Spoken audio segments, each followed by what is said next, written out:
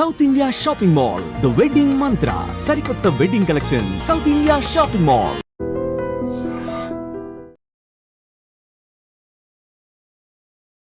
నమస్కారం, welcome to I dream. ధర్మ మార్గం విత్ విజిత కార్యక్రమానికి స్వాగతం.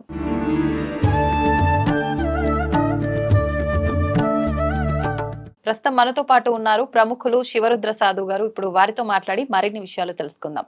నమస్కారం గురువు గారు. నమస్కారం అమ్మ. గురుగారు, కొన్ని మనకు చెప్తూ ఉంటారు పెద్దవాళ్ళు, అంటే ఇది పురోహితుల రూపంలో, మంత్ర రూపంలో వినే పదాలు కూడా కొన్ని ఉంటాయి. దాన్ని బట్టి మనం మన జీవితం అంతా కూడా ఇలా ఉండాలి, నిత్యం మనం ఇలా ఉండాలి, ఇలాంటివి మనం ఫాలో అవ్వాలి అని చెప్పి అర్థమవుతుంది. అలా ఒక ఎగ్జాంపుల్ కి తీసుకుంటే ధర్మార్థ కామ మోక్షములు అని చెప్పి అంటూ ఉంటారు. ఏంటి ధర్మార్థ కామ మోక్షములు అనే దాన్ని ఏ రకంగా అర్థం చేసుకోవాలి, దాన్ని ఏ రకంగా ఆచరించాలో తెలియజేయండి. అంటే మనం చాలా చిన్న విషయం నుంచి తీసుకుంటే అమ్మా, సూక్ష్మమైన విషయం ఇది. మీరు అడిగిన ప్రశ్న ఎలా చెప్పొచ్చు అంటే అమ్మా, కలియుగంలో ముఖ్యంగా ఈ జనరేషన్ అంటే గత 25 సంవత్సరాల నుంచి జరుగుతున్న ఈ ఒక పెద్ద ప్రవాహం ఇది. కామం, మద్యం, మాంసం, తర్వాత నృత్యం అని అంటే విలాసవంతమైనది ఏదైనా కావచ్చు, వ్యసనాలు అంటే వ్యసన పరులు. ఈ 3-4 విషయాలు మాట్లాడే ముందు ధర్మం వైపు వచ్చి మాట్లాడవచ్చు. పూర్వం నుంచి మొదలు పెడితేమ్మా, ఋషి పరంపర అన్నది. ఋషి పరంపరలో 7 సప్త ఋషులు, వాళ్ళందరినీ పాలించిన మహర్షి వర్యులు. అంటే ముక్కంటికే తప్పలేదు కామానికి సంబంధించిన పరీక్ష. ఎలా అంటే మీరు అడిగిన దాంట్లో ధర్మం అనే విషయాన్ని చెప్పేసి ముందు మహాపురాణంలో అంటే శివపురాణంలో వివరించిన వివరణ ఏంటంటమ్మా, తండ్రి విశ్వాచారి, బ్రహ్మచారి. ఆయన గారే ఒక సమయం వచ్చినప్పుడు పార్వతీమాతని పెళ్లి చేసుకున్నాడు అన్న తరుణం చూస్తాం. ఆ తరుణం తర్వాత అమ్మ గంగామాతని మళ్ళొక సందర్భం నెత్తిలో పెట్టుకున్నాడు చూస్తాం. ఆ సందర్భం తర్వాత అమ్మ మోహినిని ఆయన గారు కామంతో అయ్యప్ప స్వామి పుట్టుక కారణమయ్యాడని చూస్తాం. ఇలా 3 విషయాలు చూస్తాం. 3 విషయాల్లో మహాముక్కంటికే తప్పలేదు. అంటే మోక్ష మార్గం అనేది పక్కన పెట్టి చూస్తే దైవం నుంచి అంటే ధర్మం అనేది ఎలా ఉంటుందో చెప్తే అమ్మ, ఒక స్త్రీ ఒక పురుషుడి యొక్క వివరణ మాట్లాడితే మాంగళ్య బలం ఉన్న వాళ్ళకు మాత్రమే మీరు అడిగిన ప్రశ్న వర్తిస్తుంది. మాంగళ్య బలం అని అంటే చూడండి, 7 అడుగులు నడిచినప్పుడు, అగ్ని సాక్షిగా నడిచినప్పుడు, మనం ఏదైతే మంగళసూత్రానికి సంబంధించిన విషయ వివరణలు పంచభూతాల సాక్షిగా కడతారో అమ్మ, అక్కడే మీరన్న ధర్మాంధ కామ మోక్షాలు వర్తిస్తాయి. ఇప్పుడు మీరు శివుడికే అది తప్పలేదు కామం వల్ల ఇలా అన్నారు కదా, ఇప్పుడు అంటే అది ఒక పర్పస్ ప్రకారంగా అలా జరుగుతుందేమో. పర్పస్ ప్రకారంగా కాకుండా ఇంకా వివరణలోకి మేము వెళ్తాం. శివుడే విషయం ఎందుకు ఎత్తామనంటే, మహాముఖంటి ఒక నియమాలలో ఉన్నాడు, నిబంధనలో ఉన్నాడు. అంటే తండ్రి ఒక రాక్షసుడి సంహారణ నిమిత్తం ఆ గర్వాన్ని, ఆయన యొక్క అహంకారాన్ని అనగదొక్కడానికని పార్వతీమాతను పెళ్లి చేసుకున్నాడు అని చెప్పేసి పురాణాల్లో ఉన్నది. అంతే, అంటే ఒక ధర్మాన్ని చేయడానికి తండ్రి పెళ్లి చేసుకున్నాడు. ఆ తర్వాత జరిగిన విషయ వివరణలు. ఇప్పుడు మీరన్న విషయము మనకి ఏ విధముగా వర్తిస్తుంది. ఒకసారి శరీరం పుట్టక ముందుకమ్మ ఆత్మ పుడుతుంది. ఆత్మ వ్యవధి ఎంత లేదన్నా కూడా అమ్మ సుమారు 11 రోజుల నుంచి 11 నెలలు. ఆత్మబంధువు పరమాత్ముడు. అంటే ఈ ఆత్మలన్నీ ఎక్కడ ఉంటాయంటే అమ్మ, పరమశివుడి యొక్క గర్భంలో ఉంటాయి ఇవన్నీ. తండ్రి ఇంతకుముందు కూడా నేను వివరించాను, కొంచెం డీప్గా వెళ్ళినప్పుడు. ఆత్మబంధువు అని అంటారు. స్త్రీతత్వం పురుషతత్వం ఎలా వచ్చింది ఇక్కడ? ఆత్మబంధువే ఉన్నప్పుడు, లోకం మొత్తం ఆత్మలే ఉన్నప్పుడు, పరమశివుడు వాటిని పాలిస్తూ ఉన్నప్పుడు స్త్రీతత్వం రావడానికి, పురుషతత్వం రావడానికి గల కారణాలు ఏమిటి? ఒక పురుషుడు ఒక స్త్రీ అనే విషయం మానవ శరీరాలకు జరిగిన విషయం ఏంటంటమ్మా, ఆశ. అన్నీ మనిషి చూడండి, కామాన్ని తినలేడు, అనుభవించగలడు. భోజనాన్ని తినగలడు, అనుభవించలేడు. బాగా గమనించాల్సిన విషయం. మీరు అన్నట్టుగా ఏంటంటమ్మా, ధర్మం నుంచి కామం, కామం నుంచి మోక్షం అని అంటే, ఏ స్త్రీ ఏ పురుషుడైతే ధర్మం ద్వారా భార్య నా హక్కు నా స్థితిగతులను అని చెప్పేసి శారీరకమైన కలయికతో వెళ్తారో, అక్కడ వీళ్ళు ఇద్దరు ప్రేమని అంతిమ స్థితిలో చూడడం. అదే కదా మీరు అన్న మోక్షం అనేది. ఈ మోక్షం అనేది ఈరోజు అనుక్షణం ఉంది. గమనించాల్సిన ప్రశ్న. ఎందుకంటే కామంకి ఈ రోజుల్లో విలువ లేదు తల్లి. విలువలేదు. మీరు చిన్న చిన్న కుటుంబాల నుంచి తీస్తే very very well educated persons కూడా కోల్పోతున్న విషయం. ఇప్పుడు కొంచెం వెనక్కి వస్తాం. శివతత్వం మీరు అన్నట్టుగా ధర్మతత్వం విషయం మాట్లాడతామా, ఒకప్పుడు కామం నుంచి ఖచ్చితంగా స్త్రీకి మోక్షం దొరికేది. ఇది స్త్రీకి వర్తించిన మోక్ష మార్గం, ఇది పురుషుడికి సంబంధించిన మోక్ష మార్గం. ఇది కామానికి స్త్రీకి సంబంధం ఎలా ఉంటుంది? ఒక స్త్రీ ఒక పురుషుడు ఏం చేస్తాడంటే అమ్మ 13 సంవత్సరాలకి 14 సంవత్సరాలకి ఈ మధ్య వయసులో ఆడపిల్లలు మెచ్యూరిటీ లెవెల్కి వస్తుంటే ఒకప్పుడు 16వ ఏటనే అయ్యేవాళ్ళు. మ్యాక్స్ టు మ్యాక్స్ 16 లేదా 17 ఇయర్స్లో అయ్యేవాళ్ళు. అయ్యేంత వరకు పురుషుడి మీద హావాలు భావాలు పోకపోయేటి, ఒక మనిషిలాగానే ఉండేది. ఎక్కడైతే మార్పులు శరీరంలో జరుగుతాయమ్మా, జరిగినప్పుడు ఒక దేవుడి యొక్క కథలు చెప్పడం, రాముడి గురించి, శివుడి గురించి, దేవాది దేవతల గొప్పతనాల గురించి చెప్పినప్పుడు వచ్చేవాడు దేవుడితో సమానం అనేటిదే ఆ స్త్రీ ఊహించుకోబడుతుంది. అయితే మీరు అడిగిన మోక్ష మార్గము ధర్మ మార్గంలో ధర్మాన్ని మొదట నేర్పిస్తారు. కుటుంబం, ఇల్లు, సంసారం, సౌభాగ్యం. పిల్లలది చాలా పెద్ద విషయం. అసలు పిల్లల విషయం అనేది అప్పట్లో వాళ్ళకి తెలియకుండానే జరిగిపోయేది. ఇప్పుడు తెలిసినా కూడా పిల్లలు పుట్టట్లేరు.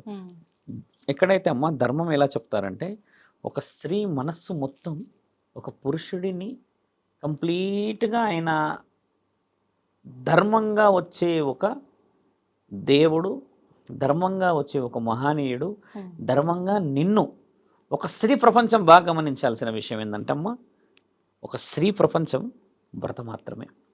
ఇది ధర్మశాసనాల్లో రాసింది కూడా. మళ్ళీ భర్తకి ప్రపంచం స్త్రీయే, ఇది కూడా రాస్తుంది. వీళ్ళిద్దరూ ఒకరి దగ్గర ఒకరు ఉన్నంత విచ్చలవిడితనంగా ఎక్కడా ఉండలేరు. చాలా మటుకు ఈ రోజుల్లో చూస్తూ ఉంటాం. ఈ కొంచెం ఎలా అంటమ్మా, ఎక్స్ట్రా కరికులర్ యాక్టివిటీస్ అయిపోయినాయి. వాళ్ళని ఉంచుకున్నాము, వీళ్ళని ఉంచుకున్నామని, ఆమె నా ఎక్స్ అని, లేకపోతే ఆమె ఇదని, ఆయన నా ఎక్స్ అని ఇట్లా వచ్చారు కదా. ఇవన్నీ కొంచెం కల్చరలెస్ డిస్కషన్స్ కాబట్టి ఓన్లీ మన నైతిక విలువలు మాట్లాడదాం, సాంఘిక విలువలు. ఒక స్త్రీ ఎలా ఊహించుకుంటుందంటే అమ్మ, కష్టం, నష్టం, ఇష్టం, సుఖం, ఇవన్నీ స్త్రీ శరీరంలో చాలా ముఖ్యమైన పాత్రలు. ఎందుకంటే స్నేహితురాలు మోసం చేస్తుంది, ఎప్పటికైనా సీక్రెట్ బయటకు వస్తుంది. కన్నతల్లి మోసం చేస్తుంది, ఎప్పటికన్నా బిడ్డ బలహీనతలు ఏదో ఒక సందర్భంలో డైరెక్ట్గా అనేయగలదు. కానీ శరీర సుఖభోగాలని, మానసిక ఆలోచనలని ఎవరికైతే చెప్పగలుగుతుందో, ఎవరైతే దాన్ని స్వీకరించి ఈవిడని ఆ స్థాయిలో పెట్టగలుగుతారో ఆ ఒకే ఒక్క వ్యక్తి పురుషుడే. స్త్రీకే ఎందుకు ప్రయారిటీ గురువు గారు అన్న ప్రశ్న మీకు రాకుండా ప్రేక్షకులకు వస్తుంది. కాబట్టి స్త్రీ యొక్క ఆలోచన అబ్రబ్రహ్మ లోకానికి పీఠమమ్మ. స్త్రీ మోసేది అంటే బరువు అని కాదు, బిడ్డని, కుటుంబాన్ని, వంశోద్ధారకులని, వంశాన్ని నాశనం చేసేవాళ్ళని, రాక్షసులను కూడా తల్లే కన్నది. వాస్తవం కదా. ఘటోత్కచుడు యొక్క తల్లి ఎవరు? సమాజంగా మాట్లాడితే హిడింబి. ఈ హిడింబి ఎవరు? భీమసేనుల భార్య. భీమసేనులు ఎవరు? ఆయన గారు వచ్చేసి పాండవులలో ఒకరోజు ఒక సమయాన ఆవిడ అందాన్ని చూసి, ఈయన గారి కండలు చూసి ఆవిడ మోహించజేయబడింది. అంటే పరమాత్ముడు ఇచ్చిన ఆజ్ఞ ఏంటంటే, ఈవిడ మోహము పవిత్రం అవ్వడం చేత, ఈయన ఆవిడని పవిత్రంగా మోహించడం చేత పవిత్రమైన ఘటోత్కచుడు పుట్టాడు. ఘటోత్కచుడు చావకపోతే మహాభారతం వేరే విధంగా ఉండేది అనేది కూడా కొన్ని చరిత్ర శాసనాల్లో ఉన్నది. అంటే ఒక కారణ జన్ముడిని పుట్టించుకోగలిగారు. అంటే ఇక్కడ ఏమవుతుంది, ఏ విధముగా ఆ ఆలోచన అభివృద్ధి చెందుతుందో పురుషులకి మరియు ఈ స్త్రీలకి, భార్యాభర్తల మధ్య అలాంటి కలయిక పుట్టుకే పుడుతుంది. ఇది నిజమే కదా. ఇంకో విషయం చాలా కొంచెం డీప్గా వెళ్దాం. మీరు అన్నారు ధర్మ మార్గం విషయం కాబట్టి, ఏ స్త్రీ ఏ పురుషుడైతే శారీరకమైన విషయంలో రతి సమయానికి సంబంధించినలో భావప్రాప్తిని చాలా వివరంగా చూస్తారో వారి కుటుంబంలో ఎప్పటికీ గొడవలు రావు. ఇదైతే రుజువు చేయబడ్డదే కదా.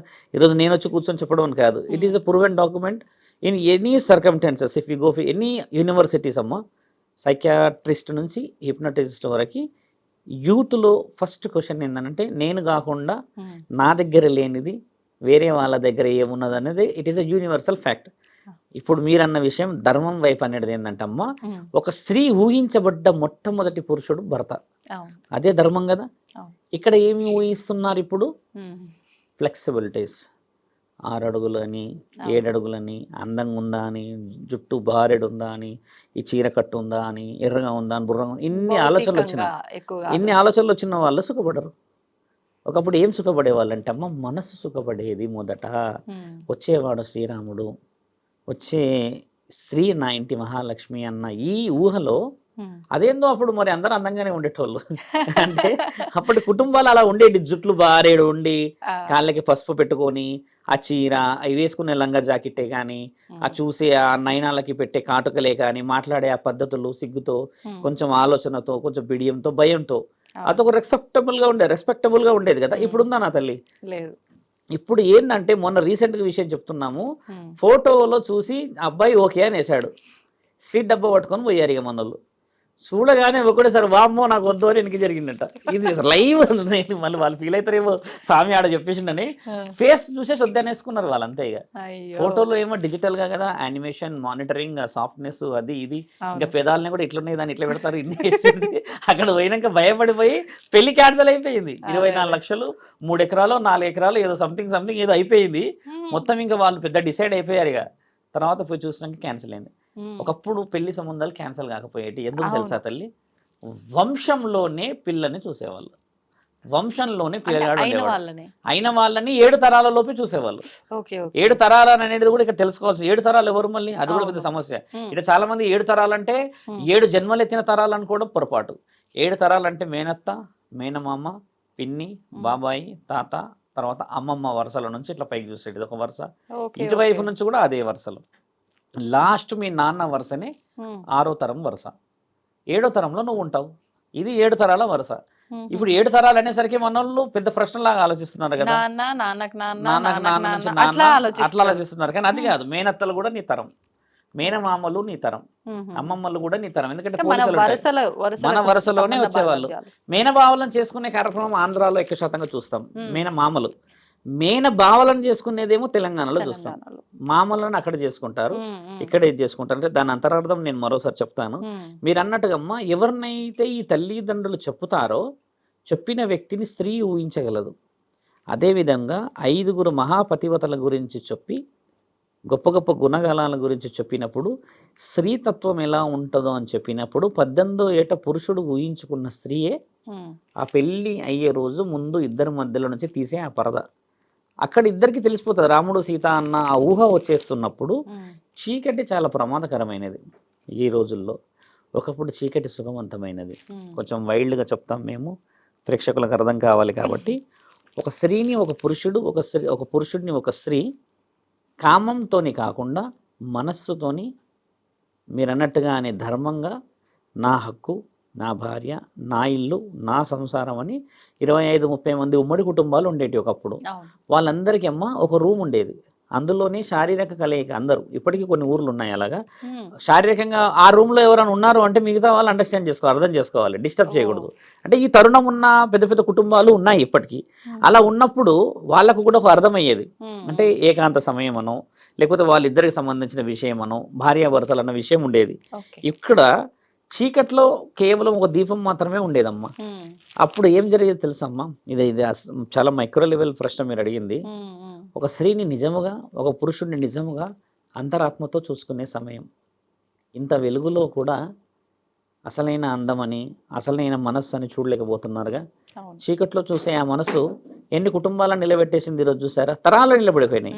ఇప్పుడు ఇంత వెలుగులో కూర్చొని అంతటి మెత్తటి పరుపులో ఉండి కూడా జీవితాన్ని ఎందుకు గెలుస్తలేరనంటే ఈయన గారు శారీరక వ్యామోహానికి మాత్రమే, అదేదో ఎంటర్టైన్మెంట్ లాగానో అదేదో రిలీఫ్ కోసం మాత్రమే వెళ్ళడము. ఇందులో ఇంకో సెన్సిటివ్ డిస్కషన్ కూడా చాలా అవసరం ఏముందంటమ్మా, నేను గతంలో కూడా ఒకసారి చెప్పాను. ధర్మం అనే విషయం కాబట్టి ధర్మంలో ఉన్న చిన్న చిన్న మైక్రో లెవెల్ పాయింట్స్ ఏంటంటమ్మా, ఒక స్త్రీ విషయము చాలా మట్టుకు ఊహించి ఆ ఆలాపనాన్ని అనుభవిస్తారు వాళ్ళు. అంటే భర్త పువ్వులు తెస్తాడని, బట్టలు తెస్తాడని, ఇంకా లేకపోతే ఇంకేదో కొనుక్కొస్తాడని ఆలోచిస్తారు. కోరికలతో ఆలోచించి ఏం చేస్తారు? భర్త రాగానే ఏం తెచ్చినా వాళ్ళు స్వీకరిస్తారు, అది వేరే విషయం కదా. ఇక్కడ పురుషుడి విషయం చెప్తున్నాం. వారికి ఏంటంటే ఇప్పుడున్న పరిస్థితుల రీత్యా అమ్మ, పురుషుడు కళ్ళు చాలా పెద్దగా అయిపోయాయి. ఎందుకంటే పురుషులు మనల్ని, అంటే ముఖ్యంగా నన్ను శివరుద్ర సాధు అని కొన్ని ప్రశ్నలు కామెంట్లో చెప్పినా నేను సిద్ధమే వాళ్ళకి. పురుషుడి కళ్ళు చాలా పెద్దగా అయిపోయాయి ఇప్పుడు. ఇక్కడ చూడలేనిది ఇంకొకటి ఎలా చూడవచ్చును అన్న ఆలోచన వచ్చేసి, ఒకప్పుడు ఇద్దరు చీకట్లో ఉండేసరికి స్త్రీ అయినా పురుషుడైనా ఇద్దరి ప్రపంచాలు అంతరాత్మ. ఇక్కడ ఏమైపోయిందంటే అమ్మ, ఇప్పటికీ కూడా ఈ రతి అని కాకుండా స్త్రీ ఎప్పుడైనా కూడా సెన్సిటివ్నెస్ ఎక్కువ శాతంగా ఫీల్ అవుతారు. అలాగా కామంలో కూడా మీరు గమనించండి, ఈ రోజుల్లో రేప్ కేసులే కానీ ఇంకా అత్యాచారాలు కానీ బలాన్మరణలు జరుగుతున్నాయి కదా స్త్రీలపైన. దీని ఉద్దేశం ఏంటంటే అమ్మ, ఒక స్త్రీతోని పురుషుడు ఈ వెలుగులో ఈ శారీరకమైన కార్యక్రమాలు కానిచ్చినప్పుడు ఏం చేస్తాడంటే పూర్తిగా చూసేస్తాడు. చూసినప్పుడు ఏం జరుగుతుందంటే అమ్మ, అదే విధంగా స్త్రీ పురుషుడిని చూడదు మొత్తం. ఇదైతే వివరణ. నాకు తెలిసి ఏంటంటమ్మా, దీనికి డాక్యుమెంట్స్ కూడా చాలా వచ్చాయి. ఆ మధ్య పెద్ద డాక్యుమెంట్ ఒకటి కూడా ఒక ఆవిడ సైకియాట్రిస్ట్ రిలీజ్ చేశారు. 83 పేజీలు 84 పేజీలు అది. ఇక్కడ ఏమైందంటే ఎప్పుడైతే కళ్ళు మూసుకోవడం జరుగుతుందో ఈ శారీరకంలో, వాళ్ళ యొక్క అంతరాత్మని మనస్సుని ఏకం చేశారో అని అర్థం. ఎక్కడైతే కళ్ళు తెరిచారో అమ్మ, అక్కడ ఏం జరుగుతుందంటే ఎక్స్పెక్టేషన్స్ ఇద్దరి మధ్యలో తేడాలు వస్తాయి. ఆ ఎక్స్పెక్టేషన్ ప్రమాదం. ఇప్పుడు మీకు అర్థమైంది అనుకుంటాను. ఆ ఎక్స్పెక్టేషన్ ఏంటంటమ్మా, ఈవిడే ఇలాగుంటే మరి ఆవిడ ఎలాగుంటుందన్న ఊహ ఈ కళ్ళ ద్వారా తెలుస్తుంది. That is called a micro level సైకియాట్రిక్గా ప్రూవ్ అయిన డాక్యుమెంట్ అది. ఇప్పుడు తాగుబోతుల దగ్గరకు వస్తాం. ఆయన గారు ఏం చేస్తారంటే, అక్కడెక్కడో ఫ్యాషన్ షోలో ఎవరినో చూస్తారు నగ్నంగానో అర్ధనగ్నంగా వచ్చేవాళ్ళని. ఆ మైండ్ సెట్తోని ఎక్కడ ఉన్న అభం శుభం తెలియని ఒక శరీరాన్ని ఊహిస్తారు వాళ్ళు. ఆ విధంగానే జరుగుతుంది రేప్ అనేది కూడా ప్రూఫ్ అయినది. ఇక్కడ మనం ఏది అబ్నార్మల్గా మాట్లాడలేదు. శరీరం ఇంత ప్రమాదమైనదని ఆ రోజు దానికి దైవాధీనమైన ధర్మాన్ని అప్పచెప్పారు మన పెద్దలు. నేను అడిగిన ప్రశ్నకి కేవలం నేను ధర్మమే మాట్లాడినా, ఇంకా కామం లోపలికి రాలే. ఇంత ధర్మం ఉన్న వాళ్ళు కామం అనేది వాళ్ళ జీవితంలో చాలా చిన్నగా అవుతుంది. ఇక్కడ చూసారా, కామం గురించి జీవితాలు నాశనం అవుతున్నాయి. లక్షలు, కోట్లు, మెట్లు, పోలీస్ స్టేషన్లు ఎక్కడెక్కడికి పోతున్నారో అంటే very very very funniest answer ఏం తెలుసా అంటే, నన్ను సుఖపెడతలేడు, నేను సుఖపెడతలేనంట, నాకంటే మంచిది అందగతుందంట, లేకపోతే నాకంటే వాళ్ళు ఉన్నారంట అన్న వర్డ్స్ ఎంత దిగజారే విధంగా కొడుతున్నాయి దెబ్బలు తెలుసా అమ్మ. మరి మనస్సు చాలా వివరంగా, ఒక ఆవిడ ఏమనేస్తుంది డైరెక్ట్గానే, ఆయన మొగోడు కాదు స్వామి అని చెవులో చెప్తుంది. మొగోడు కాదు అని అన్నప్పుడు ఎలా ప్రేమించారు? 1 సంవత్సరం ప్రేమించుకున్నారంట. అంటే ఇప్పుడు ఎందుకు అది చేస్తలేరంటే, అంటే పిల్లలు కాలేరు అని అన్నది. ఓకే, పిల్లలు కాలేరు అంటే ఫెర్టిలిటీస్ ఉన్నాయి, ఇన్ఫర్టిలిటీస్ ఉన్నాయి, లాట్ మెనీ సోర్సెస్ ఉన్నాయి కదా అని అడిగితే ఏమంటారంటే, అలా అవసరం లేదు స్వామి, ఇప్పుడు ఒప్పుకోవట్లేరు అని. అంటే ఇక్కడ ఏమవుతుందంటే అమ్మ, ఒకసారి కామం దాచుకొని చేసుకుంటారుగా ప్రేమించుకున్నప్పుడు, అది చాలా మంచిగా అనిపిస్తుంది. ఒక్కసారి ఈ పెళ్ళి అయిన తంతు పడగానే ఇద్దరు ఓపెన్ అయిపోతారు కదా, ఇది ఇంతైనా అన్న కాడికి వచ్చింది. అక్కడ వీళ్ళకి దెబ్బ పడుతుంది. మీరన్న విషయంలోనే ఇప్పుడు కామం అనే దానికి వస్తే, ఒకప్పుడు కామం జరిగేది కేవలం చీకటి సమయంలోనే. ఉదయం లేచి స్నానాలు, మంగళ స్నానాలు ఆచరించి పొలాలకు వెళ్ళిపోతే ఆ భార్య సద్దన్నం కట్టుకొని వస్తే ఆ అన్నం తినేటప్పుడు కూడా వీళ్ళు ప్రేమతోనే తినే ఆ ఆప్యాయతలు వేరే దగ్గర. మరి కామం అనేది తక్కువ శాతంగా ఆప్యాయత అనేది ఎక్కువ శాతం అయ్యేది. కామం అనేది ఎండ్ స్టేజ్ తల్లి. మీరు అన్నది లవ్కి అయినా సరే, ఎఫెక్షన్కి అయినా ఎండ్ స్టేజ్. ఈ ఎండ్ స్టేజ్ కోసం ఎంతమంది ఎండ్ అవుతున్నారు చూసారా? ఇప్పుడు మీరు అన్న మోక్షం, మీరు అన్న ధర్మం, తర్వాత కామైన మోక్షం ఏం తెలుసా అమ్మ? ధర్మంగా ఎవరైతే నియమాలని, నీతి నిజాయితీని, నా ఇల్లు నా సంసారం అని పాటించి, దేవుడు ఉన్నాడు, పెద్దలు ఉన్నారు అండగా అని చెప్పేసి వాళ్ళ నైతిక విలువలని కాపాడుకుంటూ వస్తారు, ఆ స్త్రీ నా కుటుంబాన్ని, నా ఇల్లు నా సంసారాన్ని అని చెప్పేసి పచ్చడి మెతుకులను కూడా కమ్మగా స్వీకరిస్తుందో, ఆ ఇద్దరు భార్యాభర్తల మధ్యలో జరిగే ఆ సంభాషణ మీరన్నట్టుగానే మోక్ష మార్గానికి దారి. అసలు మోక్షం కామంతో సంబంధం ఎలా ఉంది గురువుగారు? మోక్షం అనేది పుణ్యం. మోక్షం అనేది ఏదైనా దాన ధర్మాలు, లేకపోతే మోక్షం అనేది ఇంకేదైనా గొప్ప కార్యక్రమాలు అంటే అమ్మా, శరీరంలో ఒక స్త్రీ ఒక పురుషుడి యొక్క ఏమలా చెప్పొచ్చు అంటే అమ్మా, ఒక మనిషి యొక్క ఎండ్ స్టేజ్ని మళ్ళీ బ్రతుకున్నది అని రుజువు చేయడానికి ఉన్న ఒకే ఒక దేహం ఈ పురుషుడి దేహం భర్త రూపంలో, ఇంకొక దేహం భార్య రూపంలో. నువ్వు వేరే ఎవరి దగ్గర ఉండలేవు అంత హక్కుతో. వేరే వాళ్ళ దగ్గర మీరు గమనించాల్సిన, చాలా మంది తెలియాల్సిన విషయం, we do sex with others but not responsibility. ఇది ఉంది కదా. ఇప్పుడు ఎక్కడైనా చూడండి, చాలామంది అంటారు మేము యూరోప్ పోయాము, లండన్ పోయాము, గోవా పోయాము అని అంటున్నారు. ఫిజికల్ అటాచ్మెంట్కి పోతారు కానీ మానసికంగా అటాచ్మెంట్కి పోగలరా? పోలేరు కదమ్మా. కాబట్టి ఏంటంటే, ఎవరైతే ఊహతోని కానీ ఆలోచనతోని కామాన్ని గెలుస్తారో ఖచ్చితంగా 7 జన్మల బంధం అది. ఇది 7 జన్మల బంధానికి ఎందుకు వచ్చిందంటే, ఒక భార్య ఒక భర్త మాత్రమే 7 జన్మలు ఉండగలడు. వాళ్ళిద్దరికీ ఉన్నది. ఒక మానవ శరీరం 84 సార్లు పుడుతుందమ్మా. చాలాసార్లు చెప్పాము కూడా. మనిషి శరీరం 84 సార్లు పుడుతుంది, 7 సార్లు కాదు. 7 సార్లు భార్యాభర్తలు మాత్రం పుడతారు. 7 జన్మల బంధం అని చెప్పేసి మనం మాంగళ్య బలంలో వింటాం ఆ మాట. పురోహితులు తర్వాత పెద్ద పెద్ద వ్యక్తులు చెప్తున్నప్పుడు 7 సార్లు మీ హస్బెండ్ని మీరు కోరుకోవచ్చును, తండ్రి తదాస్తు అనవచ్చును. 7 సార్లు అయితే ముమ్మాటికి తప్పదు ఖచ్చితంగా. 7 తరాలు అనేది అదే. కోరినా కోరకపోయినా అక్కడ మళ్ళీ ఇంకో ప్రశ్న ఏముందంటే 7 తరాలు అనేది అదే. మరి నీ వాళ్ళే వీళ్ళు, ఈ 7 తరాల్లో మీ వాళ్ళే, ఆ మేనత్తలు వీళ్ళంతా నీ అణువులే.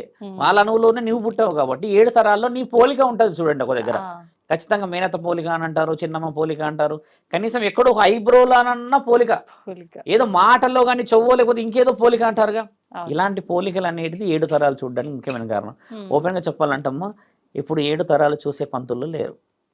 ఉన్నారా? చూస్తున్నారా? ఇప్పుడు పంతులు కానీ పురోహితులు పెళ్లి చేసే వాళ్ళందరూ పెళ్లి ముహూర్తాలు పెడుతున్నంత బలంగా వాళ్ళ యొక్క నక్షత్రాల బలాన్ని పెడతలేరు.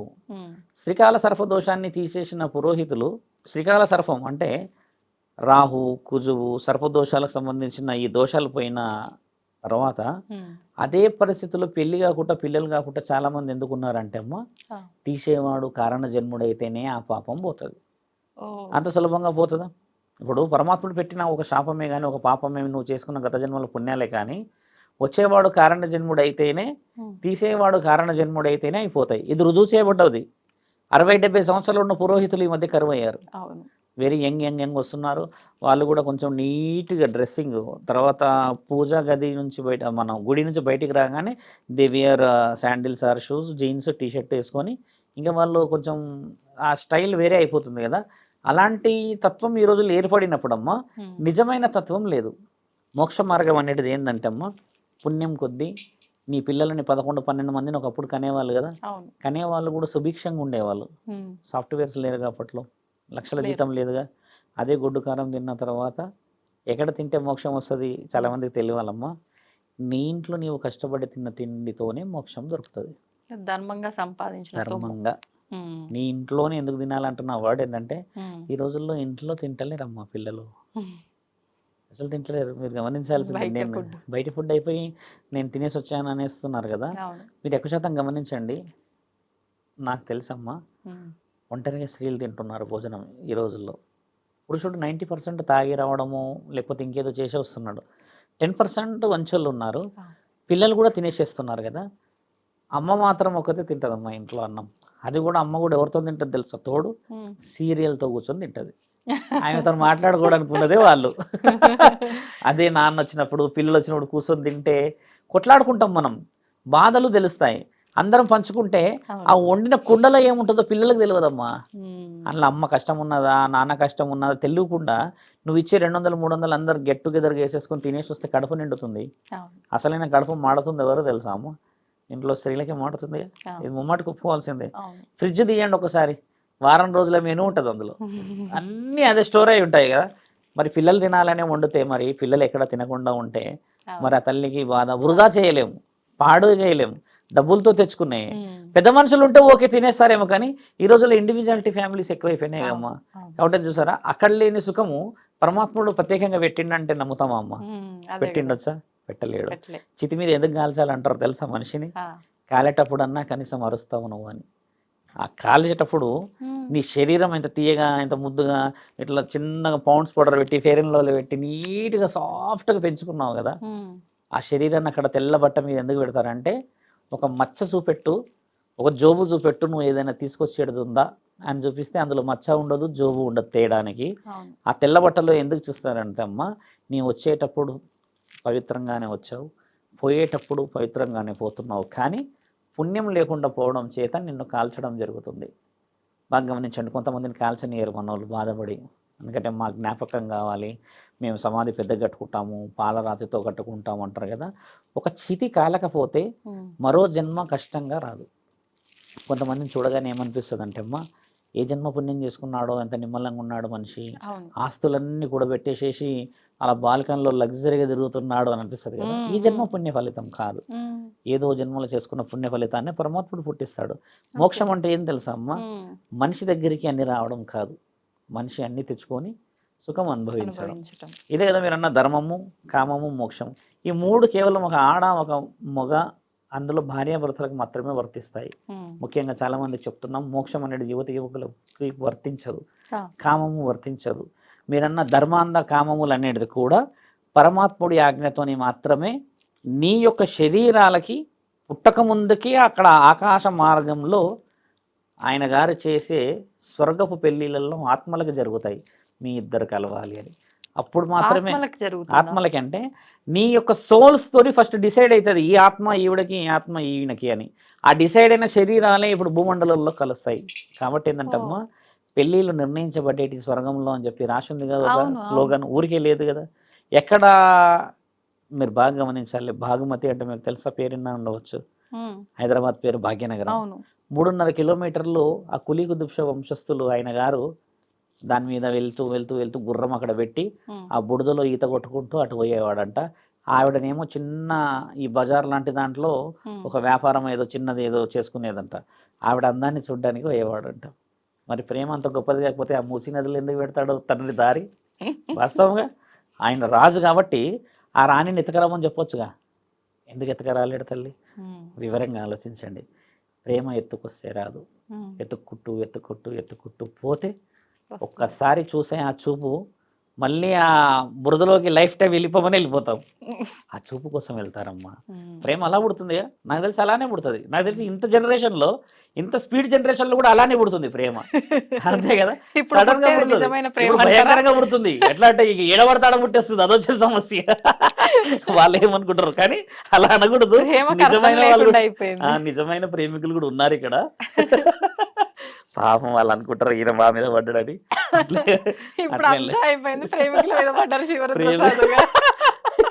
ధర్మాంధం మోక్షం అనేదమ్మా ముఖ్యమైనది. ఇలాంటివి చెప్పట్లేరు. నేనేమంటా అంటే పురోహితులు చెప్పాలి తల్లి, మోక్షము ధర్మము చెప్పవలేను.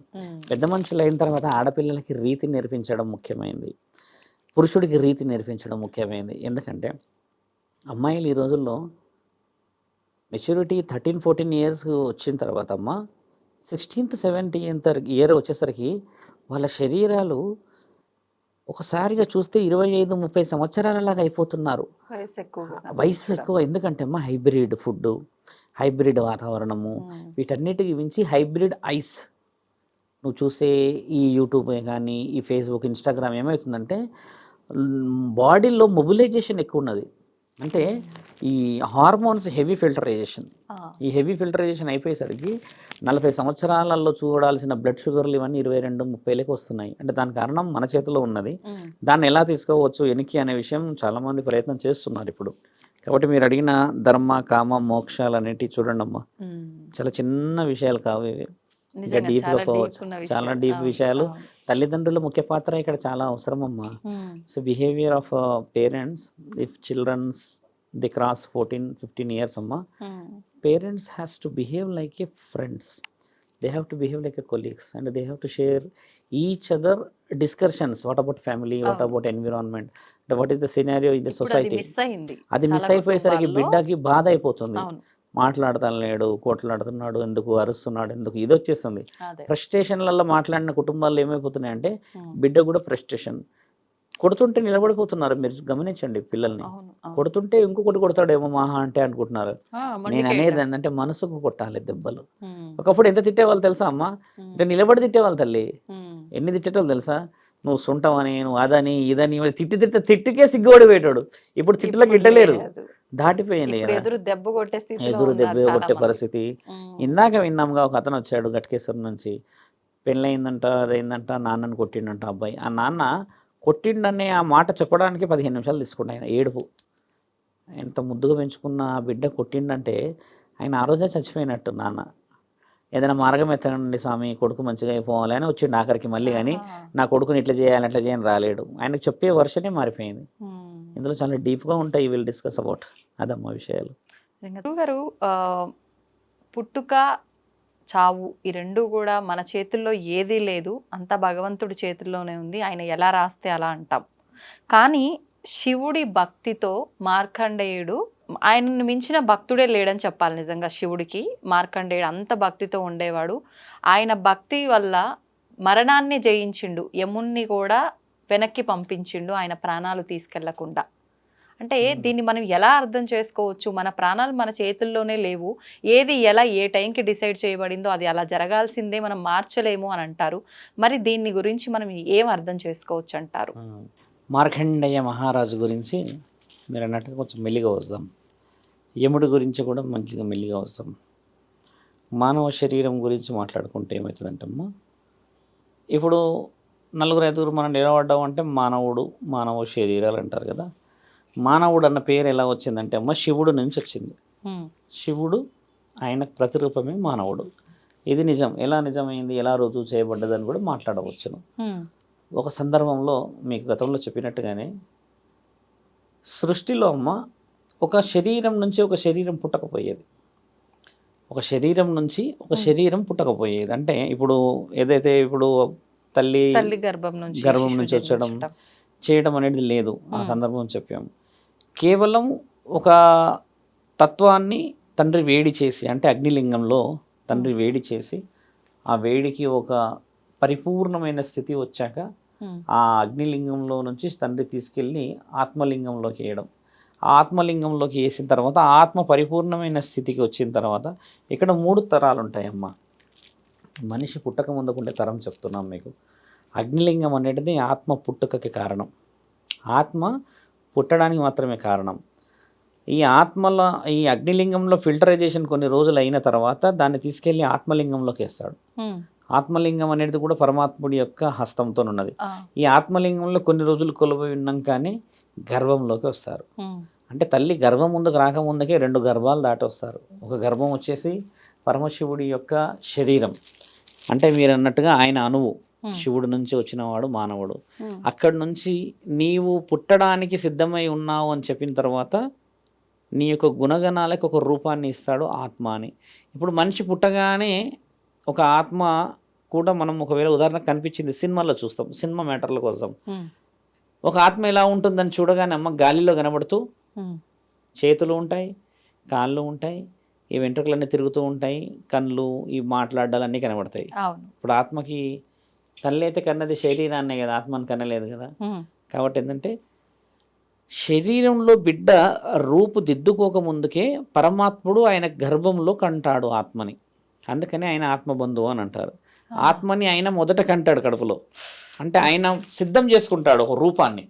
ఇప్పుడు ఎలాగైతే గౌరీమాత గణేశుని సిద్ధం చేస్తుందమ్మా పసుపుతో పెట్టి, అలాగా తండ్రి ఆత్మబంధాన్ని అక్కడ సిద్ధం చేశాక అగ్నిలింగంలో నుంచి ఆత్మలింగం, ఆత్మలింగంలో నుంచి గర్వానికి ఇస్తాడు. ఇలా 3 తరాలు అయిన తర్వాత ఏమవుతుందంటే అమ్మ బిడ్డ పుడతాడు శరీరంలోకి బయటకు వచ్చాక. అప్పుడు తండ్రి ఏం నిర్ణయిస్తాడంటే అందులో ఇది చాలా చాలా ముఖ్యమైన విషయం. మీకు ఎలా చెప్పొచ్చు అంటే మీరు అడిగిన చిన్న ప్రశ్న కాదు. ఈ భూమండలం మొత్తంలో శివుడితోనే పుట్టింది అన్న విషయం చాలా వివరంగా చెప్పవచ్చు. నేనైతే చాలా గర్వంగా విత్ రూల్స్ రెగ్యులేషన్స్ పాయింట్ శాసన గ్రంథాలలో ఉన్న ఒక్కొక్క దాంతో చెప్పవచ్చు. ఎలా పుట్టారు, ఏ విధంగా వచ్చారంటే ఆయన ఒక్కొక్క తనువుతోని ఒక్కొక్కళ్ళని పుట్టించేసుకున్నాడు. ఇది రాస్తుంది మన దగ్గర. అంతెందుకమ్మా రేణుకామాత తండ్రి చిటికెన వేలు తాకితే పుట్టిందని రాస్తుంది మన దగ్గర శాసనం. ఇలా కథ కూడా ఉంది. అందుకే శివుడి చిన్న బిడ్డ అంటారు ఎల్లమ్మ తల్లిని. అమ్మ శిల్పంలాగా ఉన్నప్పుడు ఒక తరుణం, నేను బోనాల పండుగ విషయం వచ్చేటప్పుడు నేను ఈ విషయం చెప్తాను మీకు. తండ్రి పోతూ ఉంటే అమ్మకి ఈ శిల్పానికి తండ్రి చిటికెన వేలు తగిలితే రేణుకమాత పుడుతుంది. ఆ తరుణం రాసింది రేణుకమాత కథలో చెప్తారు ఈ విషయం. అంటే ఇక్కడ ఒక శిల్పానికి కూడా తండ్రి చేతి ద్వారానే పుట్టింది. అంటే ఈయననేగా తండ్రి. అలా ప్రతి అణువుని ఆయననే పుట్టించాడు ఇక్కడ. అంటే గురువుల విషయానికి వస్తాం ఇప్పుడు, ఎందుకంటే అవసరం సమయం కాబట్టి చెప్తున్నా. గురువులు కూడా అమ్మ అంత సులభంగా గురువులు కారు. వాళ్ళకి కొన్ని వస్తువులు దొరికినాయంట అని చెప్తారు. మీకు తెలుసా, విన్నారా మాట? హిమాలయాల్లో తపస్సు చేసిన వాళ్ళకి కొందరికి శంకు దొరికిందంటారు, కొందరికి రుద్రాక్ష దొరికింది అని అంటారు, కొందరికి చేతుల్లో ముని కలశం దొరికింది అని అంటారు, కొందరికి కొన్ని మొక్కలు దొరికాయి అని అంటారు. దాని అర్థం ఏం తెలుసా అమ్మ? నీకు ఒకవేళ రుద్రాక్ష దొరికింది అని అంటే నువ్వు చేసే ధర్మ కార్యక్రమాలలో కొన్ని అర్హతలకి నీకు పరమాత్ముడు ఇచ్చిన ప్రసాదం అది. ఉదాహరణకి నీకు శంకు దొరికిందాం అనుకోమ్మా. శంకు అని అంటే మనం శంఖం వాయిస్తాము, ఊదుతాం కదా.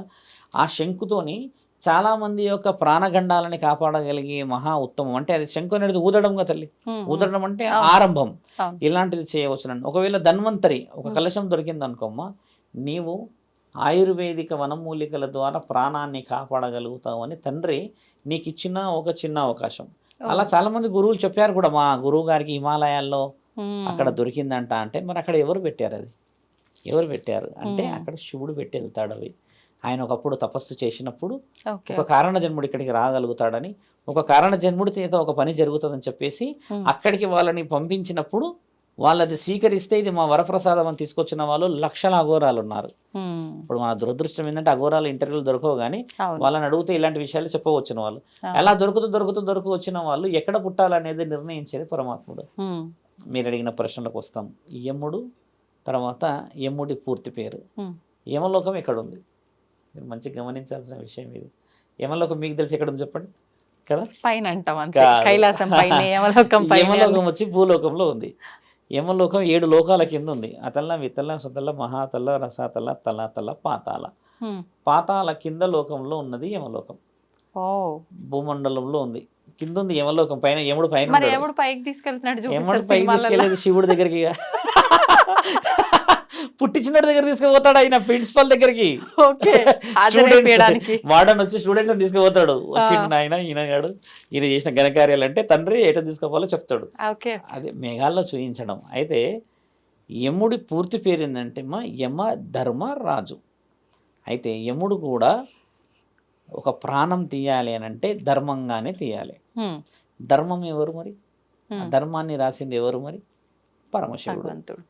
పరమశివుడే ధర్మాన్ని ఎందుకు రాశాడు అని అంటే, బ్రహ్మ నీ పుట్టుక నీ యొక్క చావు రాసే హక్కు లేదు. బ్రహ్మకి నీ పుట్టుకని నీ చావుని రాసే హక్కు లేదు.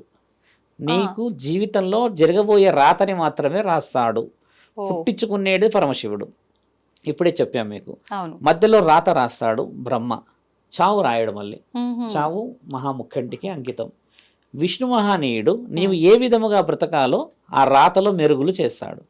మార్పులు, వెల్ సాఫ్ట్వేర్, వెల్ ఎడ్యుకేటెడ్, లేకపోతే వెల్ ఇంకేదో సెటిల్, బాగా నువ్వు ఏదైనా చేయగలవా, దైవాధీనమైన పనులు చేయగలడా, ఈయన రాముడిని స్మరించగలడా, ఏదైనా కథనాలు ఏదైనా ఇంకేమైనా చెప్పగలడా అనేది నిర్ణయించేది, నీ యొక్క స్థితిని గతిని నిర్ణయించేది బ్రహ్మ విష్ణువులు. మొత్తం నీ పరిస్థితిని మార్చేది శివుడు మాత్రమే. అంటే నీ యొక్క పుట్టుకని ఆ ఇద్దరి అనుమతుల కంటే ముందే ఒక అనుమతి రాసి ఉన్నది. ఈ అనుమతి ఎలా రాసిందని మీరు ఎలా చెప్తారు? ఇప్పుడు మనమైనా మాట్లాడవచ్చు. నేను ఎలా చెప్తాను శివుడే రాశాడని? శివభక్తుడు నేను కాకుండా కొంచెం చరిత్ర పూటల్లోకి వెనక్కి వెళ్తే, నీవు గొప్ప నేను గొప్ప అని తండ్రి ఇద్దరు బ్రహ్మ విష్ణువులు ఇద్దరు తగువబడినప్పుడు తండ్రి వచ్చి నేను ఇలా గొప్పవాడిని అని అనకుండా మనందరం గొప్ప వాళ్ళము, నేను సృష్టికి లయకారకుడిని. అంటే లయ అంటే ఏందమ్మా మీకు తెలిసి చెప్పండి. లయ అంటే ఏంది? మీకు ఏమైనా ఐడియా ఉందా? లయ అంటే యువర్ పల్స్. లయ కారకుడు అంటే నీ యొక్క రక్తనాళాల్లో తిరిగే నరాలు. కదలిక కాదు, పల్స్ అంటే ఏందమ్మా? ఈ రక్తం నీకు వీళ్ళ పట్టుకోగానే పల్స్ కొట్టుకుంటూ రక్తం పోతుంటది కదా, రక్తం అనేది మనకి ఇక్కడ నుంచి ఇక్కడికి అంతా పల్స్ రేట్. పల్స్ ఆగిపోయిందంటే మనిషి చనిపోయినట్టేగా. అంతే కదా. ఈ పల్స్ అనేదే తెలుగులో అచ్చంగా అంటే మన దగ్గర మాట్లాడితే అమ్మా పురాణాల ప్రకారంగా లయకారకుడు అంటారు. ఈ లయ అనేది నీ చలనం. నీ చలనం అంటే నీ పరిస్థితి. నీ చలనాన్ని పుట్టించగలిగిన వాడు పరమాత్ముడు. అంటే నీ యొక్క ఆయుర్భావం అయిండుగా తల్లి. అప్పుడు బ్రహ్మ విష్ణువులు చెప్తాడు అనమాట ఆయన గారు, అగ్నిలింగంలో నేను ఆత్మలను కొలువు చేసి అక్కడి నుంచి ఆత్మలింగంలోకి వాళ్ళని ప్రవేశింపచేసి అక్కడి నుంచి వీర్యం నుంచి అండంలోకి ప్రవేశింపచేపించి వాళ్ళిద్దరూ అండం పిండం కలిసిన తర్వాత నేను బ్రహ్మాండాధిపతిని కాబట్టి ఆత్మకి రూపాన్ని ఇస్తా. అది 5వ నెలలో మాత్రమే. బిడ్డ 5వ నెలలోనే కదులుతాడు, అప్పటి వరకు పిండమే. ఇది తెలుసుకోవాలి చాలా మంది. 5వ నెల వరకు బిడ్డ కదలడు తల్లి. ఎప్పుడైతే మహాముఖంటి యొక్క ఆత్మబంధువు కడుపులోకి ప్రవేశిస్తాడో ఆ నెక్స్ట్ డే మనం శ్రీమంతాలు ఎందుకు చేస్తామమ్మా? గమనించండి, శ్రీమంతాలు ఏ స్త్రీలు డబ్బులు ఉండి చేయరు, ఏ కుటుంబం. ఆత్మబంధువు వచ్చాడు, అందులో బిడ్డ ప్రాణాన్ని పోసుకున్నాడు, పుట్టబోయేది ఆడైనా మగవైనా జీవం ఆవిర్భవించే సమయం వచ్చింది కాబట్టి మనం చేసే మహాముఖంటి పూజ అది. ఎవరికి తెలియదు. ఏ ఇంట్లో అయినా చేయండి, ఎవరికైనా చేయండి, కానీ అది చేసే పూజ వచ్చే బిడ్డకి. ఆ బిడ్డని ఎవరిచ్చారు? పరమాత్ముడు ఇచ్చాడు. కాబట్టి మనకి తెలియకుండానే మన సంస్కృతిలో భాగంగా పాటిస్తున్నాం. దాన్నే శ్రీమంతము అని అంటారు. దాంట్లో కొన్ని రకరకాలే పెడతారు, అది వేరే విషయం. మీరు అడిగిన ప్రశ్నకి వస్తాం. అక్కడ బ్రహ్మ విష్ణుడు ఇద్దరిని తండ్రి కలుపుకుపోయాడు. ఎలా కలుపుకుపోయాడు? స్థితి గతిని పురోగతిని. మనం ముగ్గురం చేస్తేనే కదా మానవుడి యొక్క స్థితిగతి అని అన్నప్పుడు మీరు అడిగిన ప్రశ్నకి జవాబు. అంటే తండ్రి ఎందుకు కారకుడయ్యాడు? మార్కండేయుడి విషయంకి వచ్చేసరికి మాట్లాడే విషయం ఏంటంటే అమ్మ, యముడి విషయం మాట్లాడాం, పుట్టుక విషయం మాట్లాడాం. ఇప్పుడు మార్కండేయ మహారాజు గురించి మాట్లాడదాం. మార్కండేయుడు ఒక జన్మలో కారణ జన్ముడు.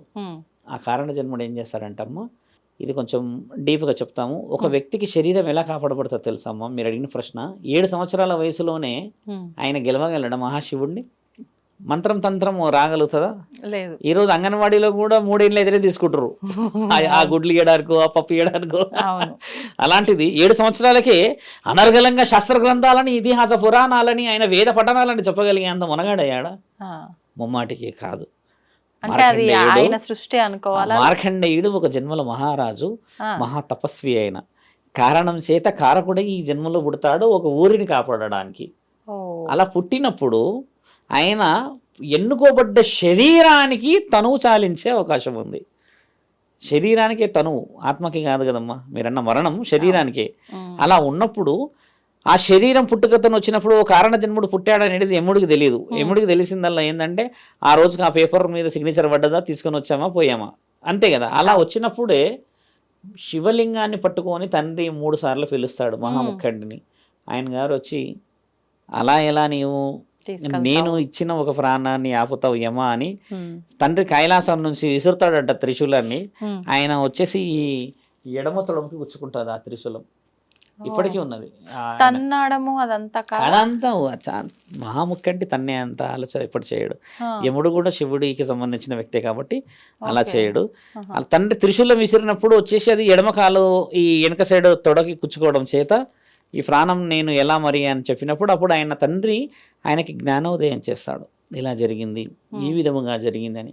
అప్పుడు మహాముఖ్యంటి ఏం చెప్తానంటే, నీకు హక్కు ధర్మంగా తీసే హక్కు ఉన్నది కాబట్టి నువ్వు పాశం వేయగలిగావు.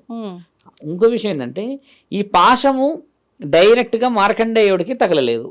అంటే మన చాలా మందికి తెలియాలని చెప్తున్నా, ఈ పాశం వచ్చి శివుడికి తగలడం చేత మార్కండేయుడు ప్రాణం పోలేదు. యమపాశం ఎంత బలమైందంటే ఒకవేళ డైరెక్ట్గా మార్కండేయుడికి తగిలిన ప్రాణం వెళ్ళిపోయేది. అక్కడ మార్కండేయుడు ఏం చేస్తాడంటే, అక్కడ మీరు గమనించి చూస్తే అమ్మా, తెలివిగా శివలింగాన్ని అల్లుకుంటాడు. అంటే ఇక్కడ పాశం ఎవరికి పడ్డట్టు? శివుడికి పాశం పడుతుంది కాబట్టి శివుడు ఆ యొక్క మార్గాన్ని చాలా చాలా చాలా చక్కగా వివరించగలిగాడు అక్కడ. ఒకవేళ డైరెక్ట్గా మార్కండేయుడికి పడితే అమ్మ ప్రాణం ఆయనది కూడా పోయే అవకాశం ఉంటుంది. ఎందుకంటే యమపాశానికి బలం ఎక్కువ, అది రిటర్న్ తీసుకోవడానికి ఉండదు. దానికి తండ్రి మళ్ళీ వేరే ఆల్టర్నేటివ్ వే చేస్తుండొచ్చు, అది వేరే విషయం. కానీ చరిత్రలో మార్కండేయుడికి తగిలిన విషయం ఎందుకు? మరణాన్ని జయించగలిగే శక్తి ఎక్కడి నుంచి ఇవ్వగలుగుతాడు శివుడు అంటే అమ్మ, ఒక కారణ జన్మని కాపాడడానికి ఒక రుద్రాక్ష చేసుకుంటేనే శివుడు శివభక్తులని వచ్చి మాట్లాడతాడన్న వ్యక్తులకి కారణ జన్ములు వెనుక ఉండే మహా ప్రళయకాల రుద్రుడు శివుడు.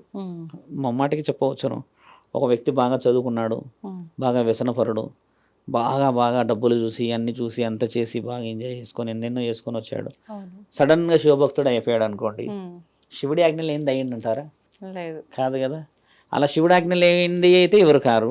సడన్గా శివభక్తులు అయిపోయి తర్వాత దాంట్లో గెలుపు, తర్వాత న్యాయము, తర్వాత నిర్ణయం చెప్పగలిగి మాట్లాడితే వినగలిగి ఆ విషయ వివరణని నిజమే కదా ఇది అనిపించేలా ముందుకు పోయారనుకోండి, శివవర ప్రసాదం అంటారా, లేకపోతే కేవలం అయిన ఒక వాక్చాతుర్యం గలవాడు అంటారా? మీ నాలెడ్జ్ ప్రకారంగా శివ ప్రసాదం అంటారు కదా. కాబట్టి ఏంటంటే అమ్మా, ఆ కోవలో చాలా మంది ఉన్నారు ఈ రోజుల్లో. బాగా గమనించుడండి, పెద్ద పెద్ద పెద్ద వ్యక్తులమ్మ జీవితంలో అన్ని వ్యసనాలు కోల్పోయి అన్ని వ్యసనాలను చూసి కామాలన్నీ చూసి గెలిచి వచ్చిన వాళ్ళు శివభక్తులు. అలాంటి వాళ్ళు శివభక్తులు అయితే శివుడు ఎలా స్వీకరిస్తాడమ్మా? తండ్రికి బుద్ధి లేదా, తల్లికి బుర్ర లేదా? ఇది కూడా ఆలోచించవచ్చుగా. అలా ఎలా స్వీకరిస్తాడు శివుడు?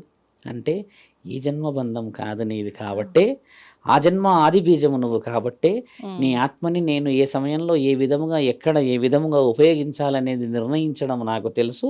గత జన్మలో చేసిన పాపాలని అనుభవించడానికి ఒక వంశంలో ఒక గర్భంలో నీవు పుట్టి ఆ పాప ప్రాయశ్చిత్తం ద్వారా శివతత్వం అనే ఈ శరీరం నుంచి మానవత్వం దాకా నీకు చేర్చేదాకా తీసుకెళ్ళడానికి కారకుడయ్యాడన్న సంగతి ఆ ఇంటి ఇలవెలుపులకి ఆ ఇంట్లో ఉన్న కులదైవానికి శివుడికి మాత్రమే తెలుసు. అలా ఈ రోజుల్లో లక్షల కారణ జన్మలు ఉన్నారు.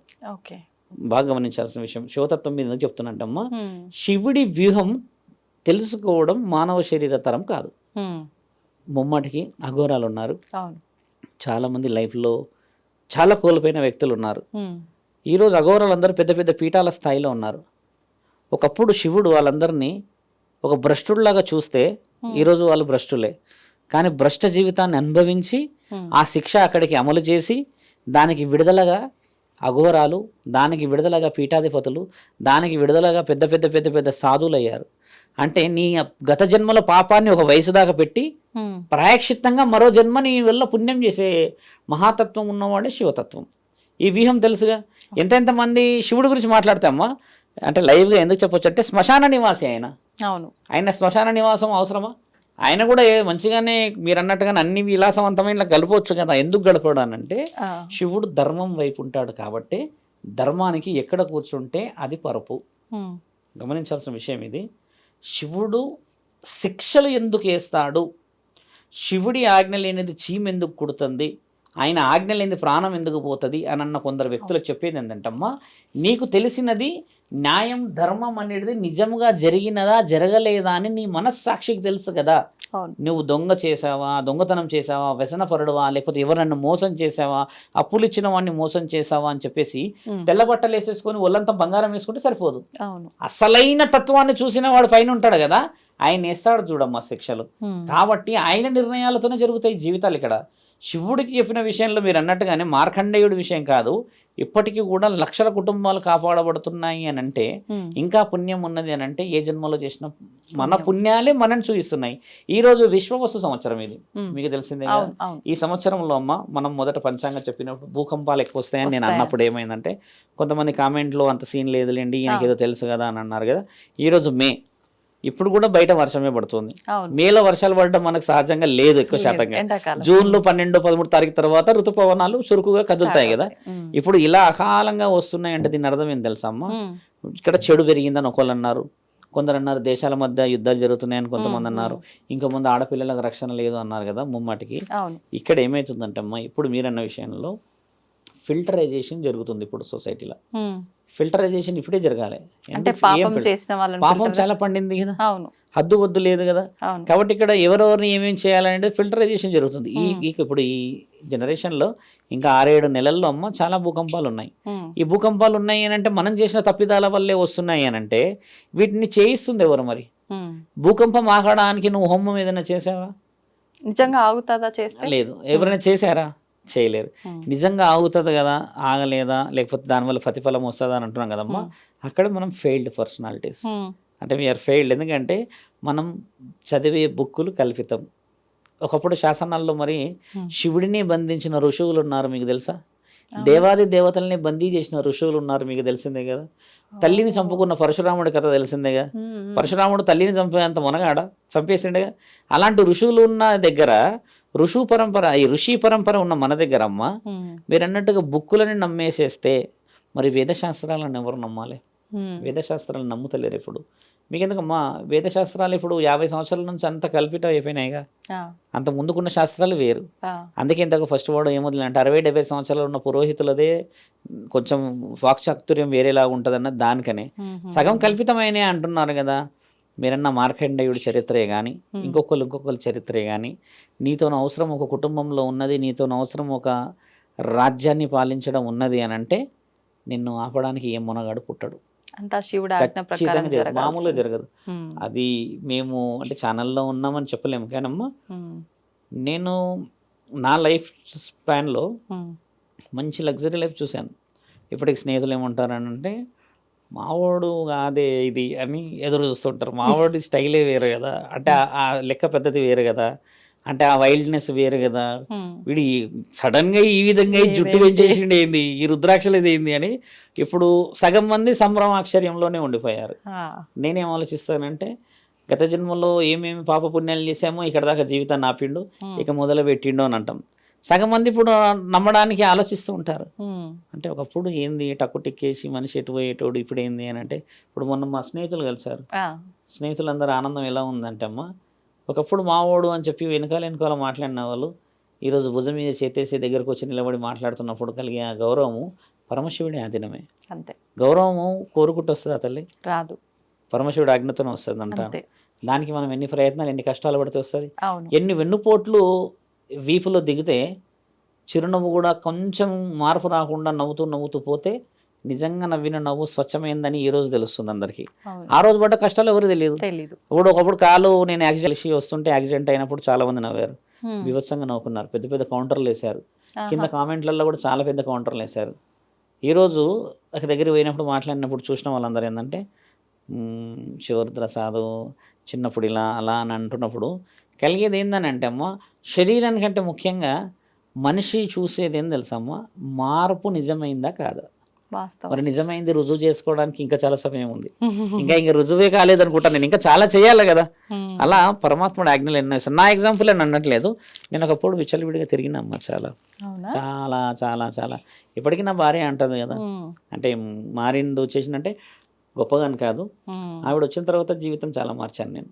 అంత ముందుకు కొంచెం అప్పుడు మా అమ్మగారు ఉన్నారు, కోపం ఎక్కువ అంటారు, వ్యసనపరుడు అంటాడు, తిరుగుతారు అంటారు, స్నేహితులతో పోతే మళ్ళీ ఏ టైంకి ఇంటికి వస్తామో కూడా తెలియదు. ఉమ్. అలాంటి ప్రతి కలిన తల్లి అదే అవుతారు కాబట్టి అమ్మ, అవును. ఎలా జీవితం మార్చుకుంటూ వచ్చిందో ఈరోజు కాషాయం వచ్చి కూర్చున్నాం కదా. ఉమ్. ఒకసారి మొన్న ఒక స్నేహితుడు అన్నాడు, ఒకసారి మామూలుగా కుర్తా పైజామా మీద ఒకసారి వస్తే చూడాలని ఉంది అని అన్నాడు. ఆ, అంటే ఆ మాట అన్న తర్వాత తట్టుకోవడానికే 4-5 రోజులు పట్టింది. మీకు అంత బాధ అనిపించింది, ఎందుకంటే ఒక ఆలోచన వచ్చేసిందంటే అమ్మ దాన్ని వెనక్కి తీయకూడదు. ఇక ఆ, తీసేసినామంటే ఇంకా విలువ ఉంటుందా. ఉండదు. ఇప్పుడు ఎవరిదో పెళ్ళయిందనో ఎవరిదో అదైందని చెప్పి తీసేస్తే నా మనస్సాక్షిని నేను మోసం చేసినట్టే. ఈ వాస్తవం. మనస్సాక్షిని ఎవరు చూస్తారు, పైన డైరెక్ట్గా ఆయననే చూస్తాడు. అంతే కదా. పెట్టుకుంది ఏంది మనం అవును. శివుడి యొక్క తత్వంతో ఉన్నప్పుడు, ఆ తత్వం మొదట రావాలంటే నువ్వు కొన్ని కోల్పోవాల్సి వస్తుంది. అన్నిటికి పోయి నేను అన్ని విలాసవంతం చేస్తానంటమ్మా, ఉమ్. మీరు మార్కండేయుడిది చాలా పెద్ద విషయం పోయారు కదా, అవును. అంతకంటే పెద్ద పెద్ద పెద్ద పెద్ద ఎక్స్పీరియన్సెస్ లైవ్గా ఉన్నారు. మార్కండేయుడిది పురాణం ఉమ్. అవును. లైవ్గా మాట్లాడితే అమ్మా చాలా మంది మారిన వాళ్ళు ఉన్నారు కదా, ఉమ్. వాళ్ళ దాని వల్ల సమాజం ఎంత మారింది మీరు గమనించి చూడండి. ఉమ్. మీరు అన్నట్టుగా ఏంటంటే అమ్మా, పరమాత్ముడి ఆజ్ఞతోనే అవుతుంది. ప్రతిదీ కూడా. న్యాయం ఉన్నదనుకో అమ్మా, ఉమ్. నిన్నెవరు ఏం చేయనీకి రాదు. ఉమ్. చాలా మంది కాకపోతే శత్రువులు కొంచెం ఉంటారు, వెనక ముందు అంతే. వెనక ముందే, కానీ విజయం మనదే. ఆ. ఈ రోజు నీ స్నేహితులు నిన్ను మెచ్చుకుంటున్నారు అని అంటే నీ స్నేహితుడని, ఉమ్. ఈ రోజు నీ స్నేహితులు వెనకాల ఒక మాట అంటున్నారంటే వాళ్ళు నీ స్నేహితులని. థర్డ్ పర్సన్ అయితే అనలేడు, ఉమ్. నీ గురించి తెలిసిన వాడే అంటాడు. కాబట్టి ఏంటంటే నీ స్నేహితులు నిజంగా నువ్వు ఏందో తెలుసుకున్న రోజు నిజంగా మనం నిజంగా శివభక్తులం అయినట్టే కదమ్మా. అవును. అది మీరు అన్న ప్రశ్నలు. గురుగారు, ఇప్పుడు జరుగుతున్నవి ఏవైతే ఉన్నాయో, జరిగినవి ఏవైతే ఉన్నాయో వాటి గురించి మాట్లాడుకునేటప్పుడు కొన్ని సందర్భాలలో బ్రహ్మం గారు దీని గురించి ఇలా చెప్పారు, చెప్పినట్టుగానే జరిగింది, ఆయన కాలజ్ఞానంలో ఏదైతే ఉందో అది ఖచ్చితంగా జరుగుతుంది అని చెప్పి మాట్లాడుకుంటూ ఉంటాం. అలా చూసుకుంటే ఈ ప్రళయాలు, విపత్తులు, ఈ పాపాలు పెరిగిపోవటం, ఇవన్నీ కూడా ఆయన కాలజ్ఞానంలో రాసి ఉన్నాయి. మనం కూడా గతంలో మాట్లాడుకున్నాము కొన్ని రకాల ప్రళయాల గురించి, వయనాడ్ ఆ యొక్క వాటి గురించి కానివ్వండి, జల ప్రళయాల గురించి రకరకాలుగా మాట్లాడుకున్నాం. గతంలో వచ్చిన వైరస్ గురించి మాట్లాడుకోవడం జరిగింది. అన్నీ కూడా అలా జరిగిపోయాయి, ఇలా రాబోతుంది అనుకున్నాము అన్నట్టుగానే అన్నీ వచ్చేసాయి. మరి ఇప్పుడు ప్రస్తుతం కరోనా ఒకప్పటి క్రిందటిసారి వచ్చినప్పుడు అందరినీ అతలాకుతలం చేసి వెళ్ళిపోయింది. మళ్ళీ ఇప్పుడు రాదు, ఒకవేళ వచ్చినా కూడా మనకు జలుబు, దగ్గు ఇవి ఎలాగో అలా వస్తుంటాయి పోతుంటాయి, కానీ ప్రభావం ఏమీ ఉండదు అని అన్నాము. కానీ ఇప్పుడు ఆల్రెడీ మన దగ్గరికి రావటము, అంటే ఒకరిద్దరు మరణించటము లాంటి వార్తలు వింటున్నాం. ఏంటి ఈ కరోనా వైరస్ యొక్క విజృంభణ ఎలా ఉండబోతోంది కాలజ్ఞానంలో, దీని గురించి ఏమైనా రాసుందా, దాని గురించి తెలియజేయండి. ముమ్మాటికి అంటే బ్రహ్మం గారి కాలజ్ఞానం అన్నారు కాబట్టి, కాలజ్ఞానం 1610వ శతాబ్దంలో ఆయన గారు పుట్టి 1630లో 20లో రాసి పెట్టాడు. మీరు అన్నట్టుగా 100 సంవత్సరాలకు ఒకసారి ఒక విజృంభణ జరుగుతుందమ్మా. దీన్ని ఏమంటారంటే ప్రకృతి విలయ తాండవం చేసింది అని అంటారు. అందులో ప్లేగు వ్యాధి, క్షయవ్యాధి, కలరా కొన్ని చెప్పారు. అలాగా 100 సంవత్సరాల వ్యాధి ఇంకా రాలేదు మన దగ్గర. నేను గతంలో కూడా చెప్పాను. అంటే ఈ కరోనా 100 సంవత్సరాల కరోనా అనేది అసలు 100 సంవత్సరాలది ఇతిహాసాలది కాదు. ఇది మానవుడు చేస్తున్న కాలుష్యంలో మార్పులు, అంటే గాలి కానీ ఇంకేదైనా కలుషితమైనది, సూక్ష్మమైనది. 100 సంవత్సరాలలో వచ్చేది ఏమవుతుందంటే అమ్మా, మొదట 100 సంవత్సరాలకు ముందు వచ్చింది, 100 సంవత్సరాల తర్వాత ఏం జరిగిందనే విషయాలు మాట్లాడినప్పుడు ఒకటి నీటి ద్వారా వచ్చింది, ఒకటి శ్వాస ద్వారా వచ్చింది గతంలో. ఇప్పుడు కూడా శ్వాసదే. ధన్వంతరి అంటే మీకు తెలుసు అనుకుంటాను బహుశా. భరత మునివర్యులు దేశాలకి మన దగ్గర ఉన్న వనమూలికలు పంపించేవారు. వాళ్ళు మన దగ్గరే ఎందుకు వనమూలికలు ఉంటాయి, వేరే దేశాల్లో ఎందుకు ఉండవు? అంటే మనది వేదభూమి, ధర్మభూమి. తర్వాత మనది ఏంటంటమ్మా ఋషి పరంపర ఉన్న భూమి ఇది. అవును. దేవాది దేవతలు పుట్టిన మహాభూమి కాబట్టి ఇక్కడ ఆయుర్వేద వనమూలికలు వచ్చేసి లక్షల్లో ఉన్నాయమ్మా. కంటి చూపుకు సంబంధించిందే కానీ, మూత్రపిండాలకు సంబంధించిందే కానీ, గుండెకు సంబంధించిందే కానీ, పిల్లలకు సంబంధించింది, కామానికి సంబంధించిందే కావచ్చు, ఇలా రుజువు చేయబడ్డ పురాణాలు అనేవి. కణితి అంటే ఏంటంటమ్మా ఈ మైండ్లో బ్రెయిన్కి సంబంధించింది. అది చిన్న కణతి అంటారు. కణతి అంటే చిన్నగా ఇక్కడ లోపల ఒక బబుల్ లాగా వచ్చింది అంటారు కదా. ఒకప్పుడు మన దగ్గర సుశ్రుతుడు అనే మహా జ్ఞాని ఎలాంటి మత్తు లేకుండా ఆ కణితిని తీసిన ఘన చరిత్ర కలిగిన మహాభారతదేశం మనది. కంటి చూపు భాస్కరుడు ఈ లోపట కన్ను పొరని ఇట్లా పెట్టి తీస్తారు ఇప్పుడు ఎన్నో మైక్రో లెవెల్లో కదా. ఆయన కంటి చూపుకి లోపట నరాలకు సంబంధించిన ప్రమాదం ఏర్పడిందని దానికి శస్త్రచికిత్స చేసి పూర్వ వైభవాన్ని తీసుకొని వచ్చిన భాస్కరుడు. ఇలా మన దగ్గర చాలా ఉన్నాయి. ఇలా ఉన్న ఈ భూమిలో అమ్మ వనమూలికలు ఎందుకు కొలువై ఉన్నాయనంటే ఈ వనమూలికల ద్వారా ఏ వ్యాధి వచ్చినా కూడా నియంత్రించవచ్చు అని ధన్వంతరి యొక్క పురాణ వివరణలు మన దగ్గర సాగర మదనమయ్యేటప్పుడే రుజువు చేయబడ్డది. ఎందుకు అంత పవర్ఫుల్ మన దగ్గర ధన్వంతరి అని అంటమ్మా, కలశం ఏదైతే వచ్చిందో అది వచ్చే ముందు గోమాత 5 రకాలుగా విభజించబడి వచ్చి ఐరావతం, తర్వాత అశ్వం అంటే తెల్లని గుర్రం, ఇవన్నీ బయటికి రావడం చేత గోత్రనామాలకి మార్గం ఒకటి, ఆయుర్వేదానికి మార్గం ఒకటి, మానవ శ్రేయస్సుకు మార్గం ఒకటి.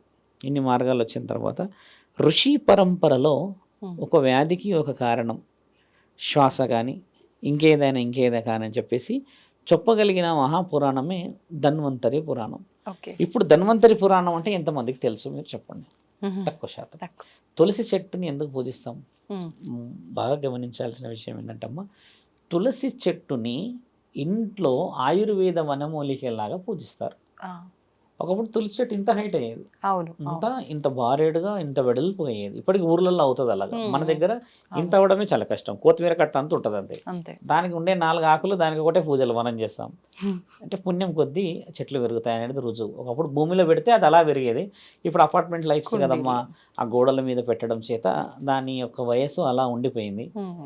తులసి చెట్టు ఎందుకు పూజించాలంటమ్మా, ఏదైతే సంజీవని పర్వతం మీద పరమాత్ముడు పోయి తీసుకొస్తాడో ఆ ఆకుని కాపాడిన మహావృక్షాలు తులసి చెట్లు.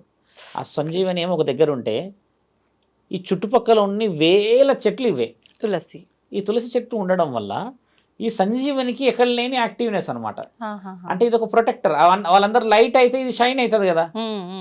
ఈయన గారు చేసింది, తండ్రి ఏం చేశారు హనుమంతుడు, తులసి చెట్లు ఇన్ని ఉన్నాయి, సంజీవని అలా ఉంది. అంటే సంజీవనినే కాపాడిన ఈ చెట్లు మానవుని కాపాడవా అని రాముడికి చెప్తే రాముడి యొక్క ఈ పట్టభద్రుడైనప్పుడు అంటే రామావీరుడు రాముని పిలిచి ఈ రాజ్యం అప్పచెప్తారు కదమ్మా. రాజ్యం చెప్పినప్పుడు ఒక్కొక్క చెట్టు ఇచ్చిండంట తులసి చెట్టు. అలా తులసి చెట్లు ఈరోజు మన ఇంటికి చేరాయి. ఆయన గారే ఇచ్చాడు, ఒక్కొక్క ఇంట్లో పెట్టండి అని. ఎందుకంటే అందరి ఇంట్లో అయితే మీరు అన్నట్టుగా సంజీవని పెట్టలేము కదమ్మా, అదొక పర్వత శ్రేణి. అలా వచ్చినది అని అంటే ఇక్కడ అర్థం ఏముందంటే తులసి చెట్టుని ఏ విధంగా వాడే వాళ్ళు అంటే కొంచెం ఆలోచన ఉంది కూడా చెప్తున్నాము. తులసి ఆకులు ఉడకబెట్టేసేసి దాంట్లో కొంచెం బెల్లం, అంటే అది కూడా ఏ బెల్లం వేస్తారు, ఎర్ర బెల్లం వేస్తారు. మన దగ్గర ఎర్ర బెల్లం ఇప్పుడు తక్కువ శాతంగా అంతా ఏమంటారు చక్కెరతో చేసిందే ఫిల్టరైజేషన్ వస్తుంది, ఎల్లో ఉంటుంది. దాన్ని అలా కొంచెం మరిగించి తాగితే ఆరోగ్యానికి బాగుంటుంది. లైక్ కాఫీ కానీ టీ కానీ అంటారుగా, దానికి సన్న వస్తాయి కదమ్మా, ఇలా తీసే ఆవాల లాగా వస్తాయి. తులసి చెట్టుకి సబ్జా కాదు, తులసి చెట్టుకి చిన్నగా గింజలు అవుతాయి ఆకులు, అవన్నీ తీసేసి ఉడకబెట్టేసేసి దాన్ని ఇప్పుడు మనం కాఫీ టీ తాగుతాంగా, అలా తాగినా కూడా ఆయుర్వేదికం అని చెప్పేసి శాస్త్రంలో రాసింది. అలా మనకు తెలుసా? తెలీదు. అది వృధా అవుతుంది, మన వాళ్ళు తాగరు, అది వేరే విషయం. అంటే ఒక చిన్న దాంట్లోనే అన్ని ఉన్నాయనంటే ఇంకా 27 నక్షత్ర జాతుల చెట్లు ఉన్నాయి మన దగ్గర. 27 నేను చెప్తుంది. దాచిన చెక్క కానీ, లవంగా, ఇలాచి, ఈ అష్టసుగంధాలన్నింటిలో ఆయుర్వేదిక్లో వాడతారు కదా. ఇవన్నీ పక్కన పెడతాయమ్మా. ఇప్పుడు మనిషి శరీరంలో కరోనా విషయం మాట్లాడతాం.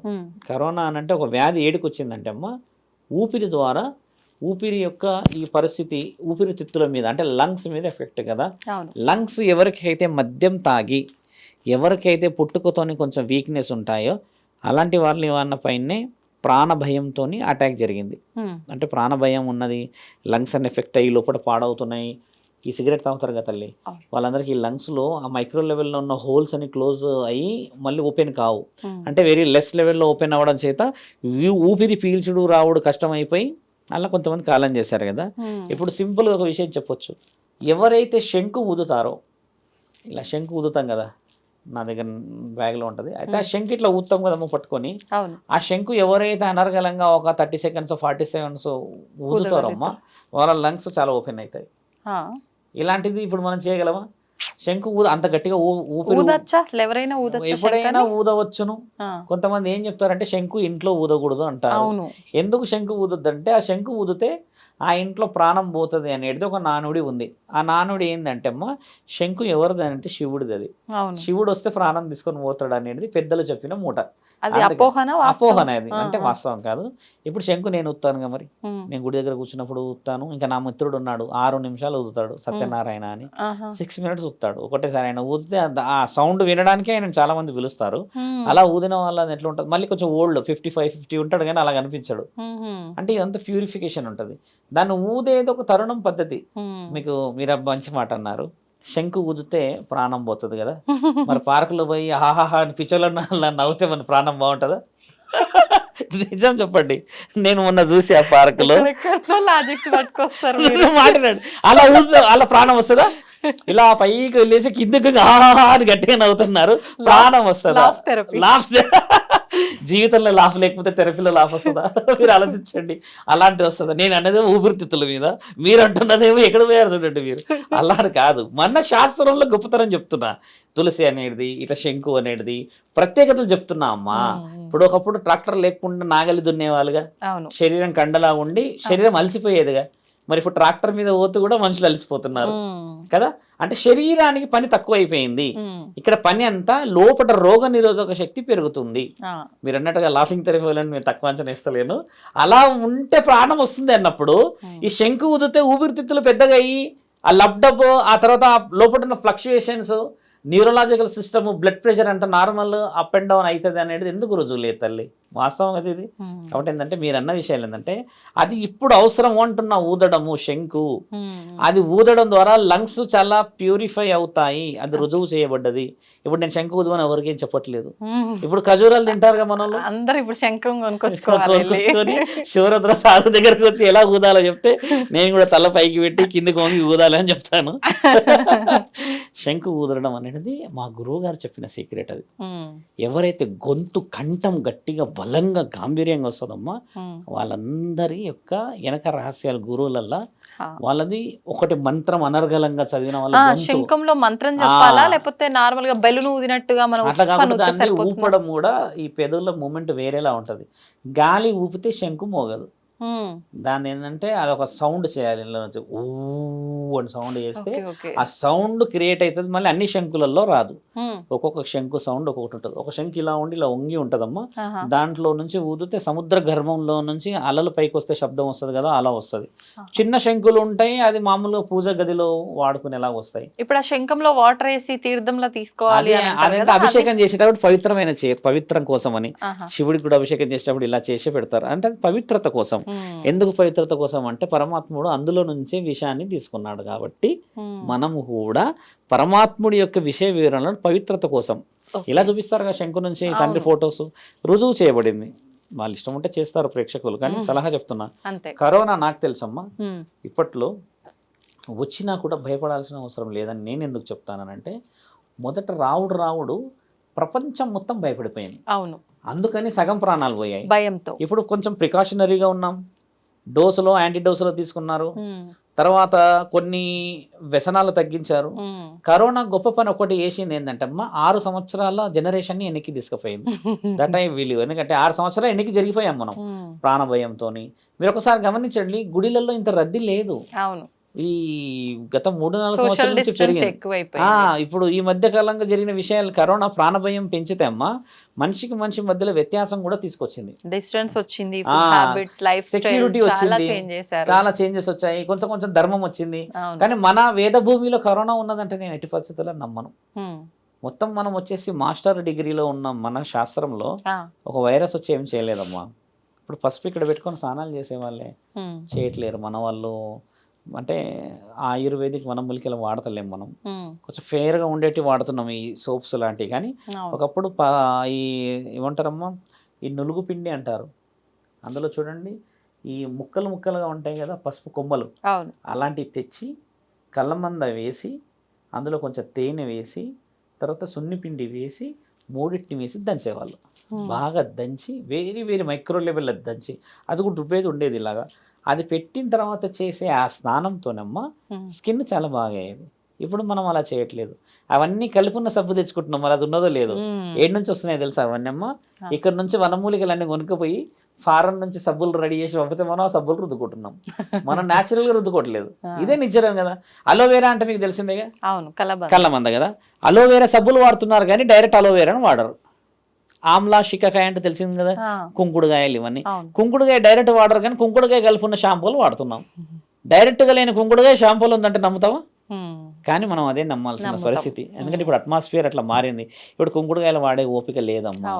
ఈ హెయిర్ డయర్స్ పెడుతున్నాంగా, ఒకప్పుడు హెయిర్ డయర్ లేకపోయిండే ఏం పెట్టేవాళ్ళమమ్మా, దాంట్లో నిప్పులు పెట్టి సాంబ్రాన్ని పెట్టి ఆడవాళ్ళు ఇలా నెత్తికి అలా పెట్టేస్తే ఏమైందంటే 2 అయ్యేటిది. పీల్చుకున్న ప్యూరిఫైలో ఈ లంగ్స్ అంతా ఈ శరీరం అంతా వేడి గాలి పీలిస్తే లోపల ఫిల్టరేషన్, చల్లనీళ్ళ స్నానము ఈ శరీరం కదా. తర్వాత ఈ హెయిర్ నుంచి ఈ బ్రెయిన్ నుంచి ఉన్న వాటర్ అంతా ఆ వేడికి ఆ పొగతోని ఈ కేశాలకు ఒక రకమైన సుగంధంతో పాటు పీల్చుకోవడం వల్ల అష్టసుగంధాలు శరీరంలోకి పోయే వనమూలిక. ఈ వనమూలికని మనం తయారు చేసామా, మనం పాటించే వాళ్ళమా? కానీ తరతరాలుగా మన శాస్త్రంలో ఉంది, మరి ఎందుకు చేయట్లేదు? ఇప్పుడు ఇలా చేసుకుంటాం, ఇట్లా హెయిర్ డై ఇలా చేసే లోపల ఇన్ని ఉంటాయి ఎంటికలు, అవి తీసుకెళ్తే వాడు వస్తాడు పొద్దున్న మైక్ పట్టుకొని వస్తురుగా. ఈరోజు పొద్దున్నే తిట్టిన వాళ్ళని ఒక్కటే పెడతారు మైకు, ఏముంటాయి నా జుట్టు చూసి ఏమన్నా మొత్తుకుంటారా వాళ్ళు? ఎందుకలా అంటారమ్మా? వచ్చి చిక్కెట్టుకలు అంటే ఆడవాళ్ళు మరి భయానకంగా సంచులు తీసుకుపోతారు ఇవ్వడానికి. ఆవిడ ఏదో అయితే ఒకటి ఇస్తుంది, చిన్నది ఇస్తుంది, అది తీసుకొని పోతుంది. అంటే ఏది వృధా చేయకూడదని ఆడవాళ్ళ సంకల్పం. ఆడవాళ్ళ సంఖ్య అట్లా అంటే మరి వాళ్ళు మాటలు కూడా వృధా చేయకూడదు, మాటలు వృధా చేయకూడదు. అలా వాడతారా? టామ్ టామ్ చేస్తారు కదా చెప్తే ఈడికెళ్ళి పోదు, కానీ అమెరికా వేయలోపు అమెరికాలో అందరూ తెలిసిపోతుంది అది. ఆ చిక్కెటికలలో నిజం వాళ్ళు ఏమనుకుంటారు వామ్మో అని. అలా ఉన్నాయి, అవన్నీ మనం చేసుకున్న గణతంత్రాలే, స్వతంత్రాలు కాదు, గణతంత్రాలు అంటున్నాం. స్వతంత్రం చాలా గొప్పది. ఆయుర్వేద వనమూలికలు తిని హోమాగ్నిలో పాల్గొని దైవాదినంలో దీపాలు పెట్టి ఒక గుడిలో భోజనం చేసి పడుకుంటే అమ్మ ఎంతటి సుఖం. వేప చెట్టు కింద ఊపిరి పీల్చుకుంటే ఎంత ఆరోగ్యం. వేప చెట్టే లేకపోయా ఈ రోజుల్లో లేదు. ఆ మధ్య కాలంలో వేప చెట్లకు కూడా జబ్బు వచ్చిందని అన్నారు, అదేదో ఆరిపోతుంది అన్నారు, పండుగ అయిపోయినాయి ఆకులు, పండుగ అయ్యి అక్కడక్కడ ఎండిపోతున్నాయి అన్నారు. ఆ వ్యాధి పోయింది, ప్రభుత్వం కొంచెం చొరవ తీసుకుంది. నాకుండే బెస్ట్ సొల్యూషన్ ఏంటంటమ్మా, వేప చెట్లు భాగ్యనగరం అంతా పాకేయాలమ్మా. ఒక ప్లాటింగ్, ఒక డెవలప్మెంట్ ఎవరైతే చేస్తారో వాళ్ళకి చెప్పేసేయాలి, ఒక 20 వేప చెట్లు ఉండేటట్టుగా ప్లేస్ వదిలిపెట్టండి అని. ఎంత అట్మాస్ఫియర్ వచ్చేస్తుంది, ఒక రావి చెట్టుకి ఎంత అట్మాస్ఫియర్. అవి భారెడు పెరుగుతాయి కానీ అమ్మ తరతరాలు నిలబడతాయి కదా తల్లి. అందుకనే వనభోజనాల పేరిట మనము కార్తీక వనభోజనాల చెట్లకు పోతాం, ప్రశాంతంగా ఊపిరి పీల్చుకోవాలని. కరోనాని రానియకూడదు ఇక మనం. ఇప్పుడు మీరు అన్నారు వేదభూమి కాబట్టి మన దగ్గర వచ్చే అవకాశమే లేదు, వచ్చిన ప్రమాదకరం ఏం కాదని. కానీ సేమ్ టైం మనం ఇది కలియుగం కాబట్టి పాపాలు పెరిగిపోయినాయి కాబట్టి పంచభూతాలను పాడు చేస్తున్నాం కాబట్టి ఇవి వస్తున్నాయి అని చెప్పి, మరి ఆ రకంగా చూసుకుంటే ఇంకా ఎలాంటి ప్రళయాలు ఏమన్నా వచ్చాయి? ప్రళయాలు చాలా ఉన్నాయి, భూకంపాలు ఉన్నాయి. ఈసారి ముమ్మాటికి భూకంపాలు చాలా ఉన్నాయి. ఎక్కడ, ఏ ప్రాంతాల్లో? ఢిల్లీ మునగబోతుంది ఒకటి, తర్వాత కేరళ మునగబోతుంది ఒకటి, గతంలో చెప్పినట్టుగానే మళ్ళీ ఖచ్చితంగా. ఎందుకంటే వర్షాకాలం ఇంకా రాలేదు, ఈ వర్షాకాలంకు ముందే ఇవి శాంపుల్స్ వదిలాడు. ఇప్పుడు నెక్స్ట్ ఏం వదులుతాడో మహానీయుడు ముక్కండి. ఆయన గారు చేస్తుంది ఏంది అనేది ఎలా చూస్తుంటమ్మా, పాపం కూడా ఆ రీతిలో పండిపోయింది.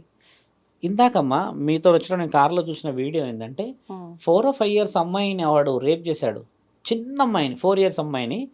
అంటే మరి ఏం జరుగుతుంది చెప్పండి, ఏమున్నదని అక్కడ మరి మనిషి ఆ విధంగా పైశాచికత్వం పోయాడు. ఊరు వచ్చేసిందమ్మా వాడిని కొట్టడానికి. నేనేమంటా తెలుసా అమ్మ, ఆ రేపు జరగడానికి ముందు మనం ఎందుకు నిద్రలో ఉన్నాం? మనం ఒక మద్యం చేసి వచ్చిన వ్యక్తిని ఎందుకు గమనిస్తలేం మనం? ఒకడు విచ్చలవిడిగా మాట్లాడితే ఎందుకు గమనిస్తలేం మనం? ఒకడు వచ్చి ఆ రోడ్డున నిలబడి ఆ చౌరస్తాలో నిలబడి ఇలా తాగేస్తుంటే వాడిని ఎందుకు అడుగుతలేం మనం? ఎందుకు ప్రికాషనరీగా మనం పోతలేమంటే నీ ఇల్లు నీ సంసారం నీకే. అంటే అడగకపోతే అది ఎవరిదో సమస్య, అడిగితే అది మన సమస్య. అలాగా ఒకడు అడుగుతాయితుంది, అలాగా ఇద్దరు అడుగుతాయితుంది, అలాగా నీవు నీతో పాటు ఊరంతా పాటు చట్టంతో పాటు అందరు కలిస్తే మరి భయం పుట్టాలన్నా వద్దా? ఇది రాజ్యవ్యూహం చాలా ముఖ్యం తల్లి. మీరు అన్నది మంచి ప్రశ్న. ఎందుకంటే మీరు ఒక ఇల్లాలు కాబట్టి నేను అడిగితే సడన్గా గురువు గారు ఇక నా మీదకి వచ్చేస్తుంది, వాడు ఉల్టా మాట్లాడతాడు, ఆ తాగే సీసేదో నా నెత్తి మీద కొడతాడు లేదా ఇంట్లోకి విసిరేస్తాడు, అప్పుడు నాకు పంచారు. ఇది వాస్తవమే. ఒక్కోడు ఇద్దరితోనే అవుతుంది, 100 మందితోనే అవుతుందమ్మా. ఇప్పుడు ఎవరి దాకా ఎందుకండి, ఇప్పుడు మన ఇంట్లో వాళ్ళే ఉన్నారు, అంతా ఇలా మాట్లాడాల్సి వచ్చినప్పుడు ఓకే. ఏదైనా ఇప్పుడు అట్లా మనం ఎదిరించాలని ఎవరైనా ఏమనంటే నీకేం అవసరము, నీ పని ఏందో నువ్వు చూసుకోవచ్చు, తెచ్చి నీ మెడకేసుకున్నావు, ఇలాంటివి కొత్త సమస్యలు ఎందుకు, పోలీసు వాళ్ళు చూసుకుంటారులే, 100కు డయల్ చేయండి అంటారు. 100 డయల్ చేసిన దాంట్లో అమ్మ నాకు తెలిసి 25% కాపాడబడుతున్నాం, 75% తగలబడినాక వస్తున్నారు. అంటే గొడవలు అయినాకనే వచ్చేస్తారు. అంటే వాళ్ళ ఆలస్యం అమృతం.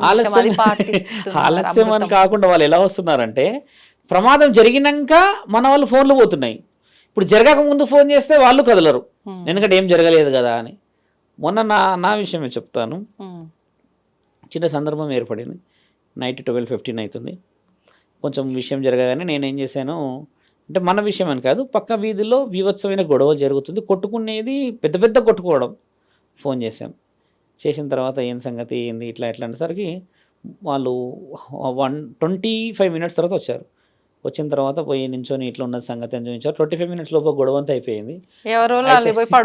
అయిపోయిందాక వీళ్ళేమంటారు వచ్చే తెలిసి, ఏం పని పాటలేదా మీకు, ఏ టైం ఫోన్ చేస్తారు మీరు అని అంటే, మరి వాళ్ళు గొడవ చేసి అట్లా వెళ్ళిపోయారంటే ఆలస్యంగా వచ్చిర్రు అన్న విషయం పక్కన పెట్టేసేసి అనే విషయం చూడండి, ఎందుకు మీరు ఫోన్ చేస్తారు ఊరికే అట్ట, ఈ మాత్రం దానికే అంటే ఇప్పుడు ఎవరిని ఏమనాలి, నన్ను నేను చూసుకోవాలి, నా గొడవ పడ్డలో చూసుకోవాలా.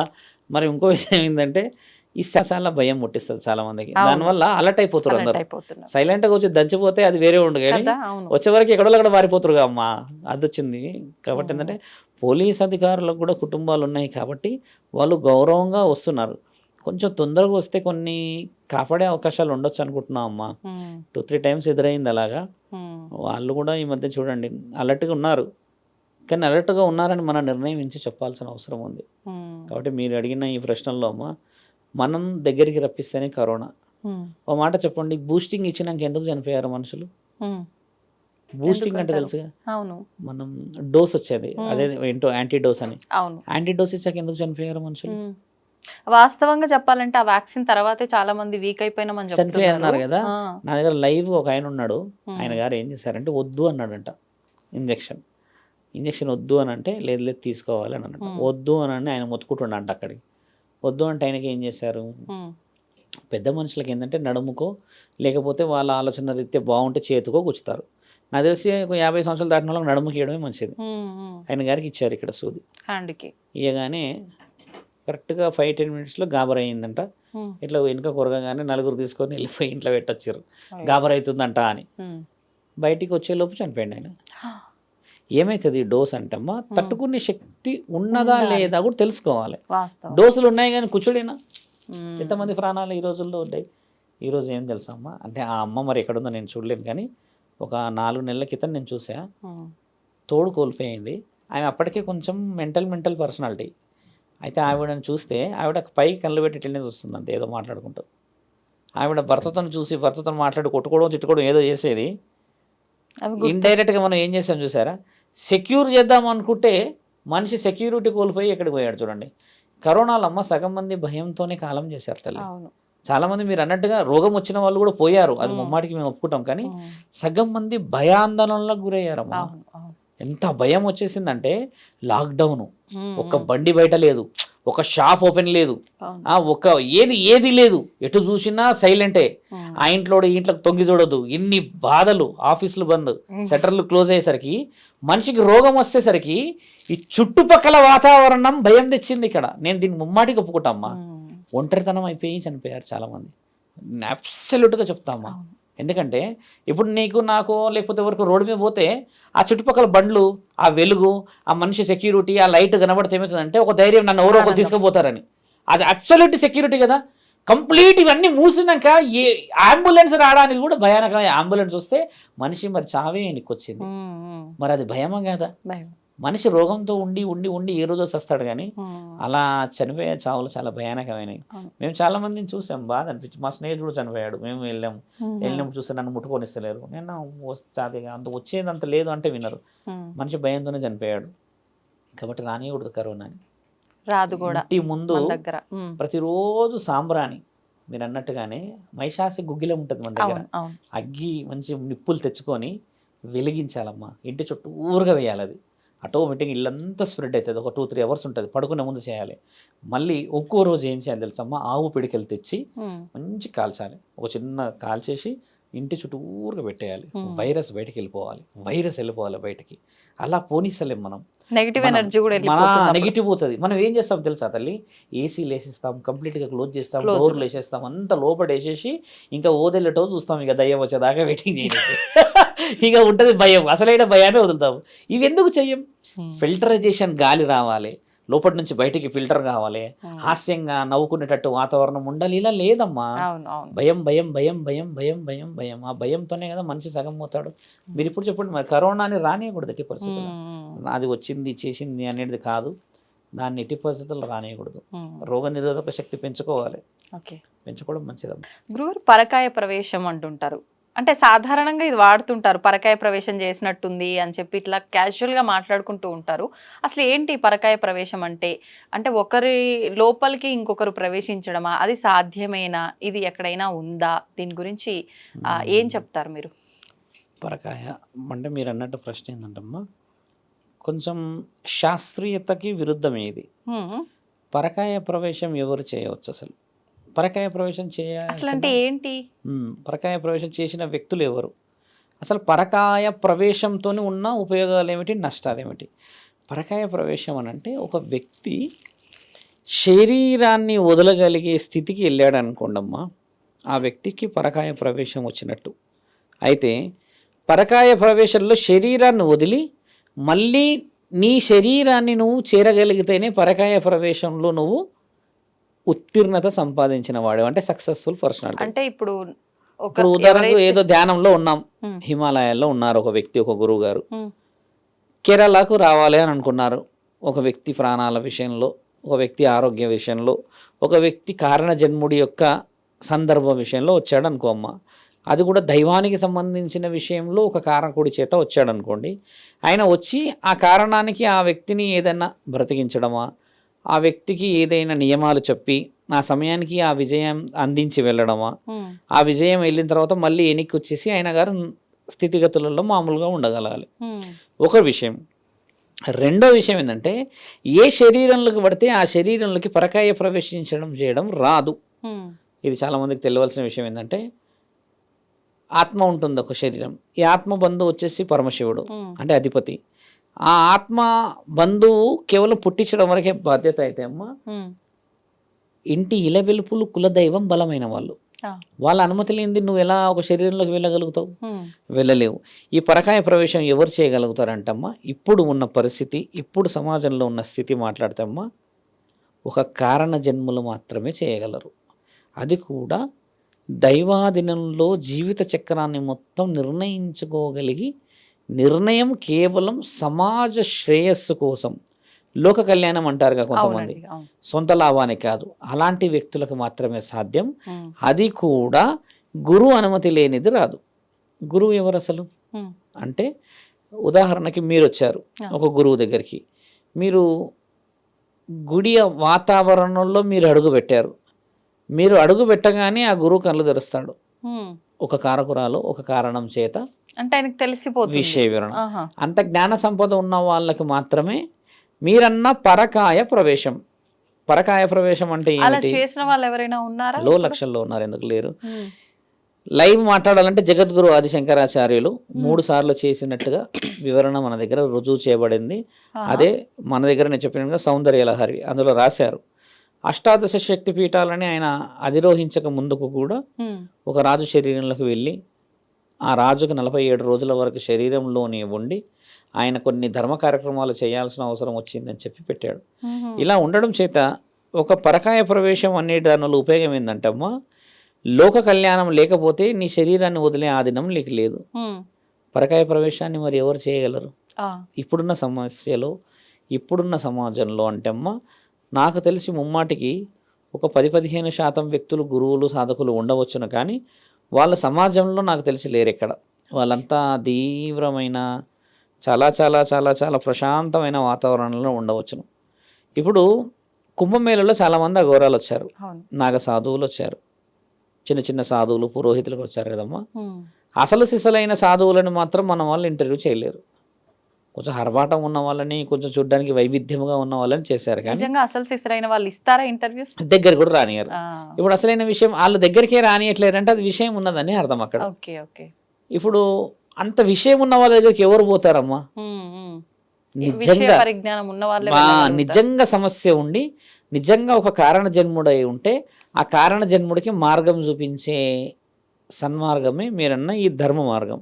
అలాంటి వ్యక్తులకి వాళ్ళు చూడగానే నాడి పట్టుకొని నీ జీవిత చక్రం మొత్తం చూడగలరు. అలా చూసే గురువులు ఈ రోజుల్లో కరువయ్యారు. ఎందుకు కరువయ్యారంటే పరంపర తగ్గింది. ఇక్కడ 70 సంవత్సరాల కింద ఉన్న చరిత్ర వేరు, ఇప్పుడు హైదరాబాదే కాదు, ఏపీ, తెలంగాణ, ఇండియా మొత్తం 70 సంవత్సరాల తర్వాత వచ్చిన ఈ చరిత్ర వేరు. 70 సంవత్సరాల క్రితం ఈ పరకాయ ప్రవేశం చేసిన వాళ్ళు లక్షల్లో ఉండే అని నేను నమ్ముతాను. ఎందుకంటే పెద్ద మనుషులు, పెద్దవాళ్ళు చెప్పిన విషయం ఏంటంటమ్మా, పరకాయ ప్రవేశం ఎవరు చేస్తారో ఎక్కువ శాతంగా పరకాయ ప్రవేశంతో లాభం ఎవరు పొందుతారు అని అంటే ఈ రోజుల్లో క్షుద్ర బలాన్ని నమ్మేటోళ్ళు ఈ పరకాయ ప్రవేశం ప్రయత్నం ఎక్కువ చేస్తున్నారు. తాంత్రికం దాంట్లో ఏం చేస్తారంటే వ్యక్తిని వశపరచుకోవడాలు, వ్యక్తి మనకు సొంతంగా ఏదైనా చేసి ఇవ్వడాలు, వ్యక్తి మనకు లొంగిపోవాలి అని చెప్పేసి కొంతమంది ప్రయత్నం చేస్తారు, కానీ ఫలితం లేదు అందులో.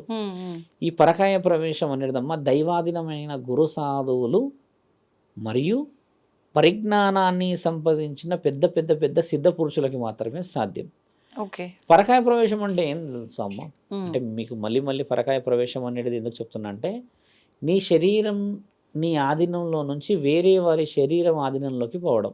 అంటే ఒక రకంగా ఈ మధ్య కాలంలో దయ్యం పట్టింది ఇలాంటివి చెప్తుంటారు, అది పరకాయ ప్రవేశం? అది పరకాయ ప్రవేశం కాదు, అదేంటంటే మీరు అన్నట్టు అది పైశాచికత్వం. పరకాయ ప్రవేశం ఓపెన్గా చెప్పాలి ఏంటంటమ్మా, మొన్న ఒక సందర్భం విన్నాం మేము. ఒక అమ్మ ఆరోగ్య పరిస్థితి బాగలేక 3 నెలలు 4 నుంచి కోమాల్లో ఉంది. కోమాల్లో ఉన్న తర్వాత ఆవిడ చెప్పిన ఎగ్జాంపుల్స్ అంటే, ఆవిడ కోమాలో ఉండి కూడా 7-8 సంవత్సరాల క్రితం కోమాల నుంచి బయటకు వచ్చేసారు. 3-4 monthsకి ఏమో వచ్చిన తర్వాత ఏం గుర్తున్నదమ్మా అని అడుగుతారు కదా సహజంగా. అంటే ఇన్ని బ్రెయిన్ ఫంక్షనింగ్గా, నీకు బ్లడ్ న్యూరాన్స్ యాక్టివేట్గా ఉన్నాయని అడిగినప్పుడు ఏం గుర్తుకు లేదు అన్నారు.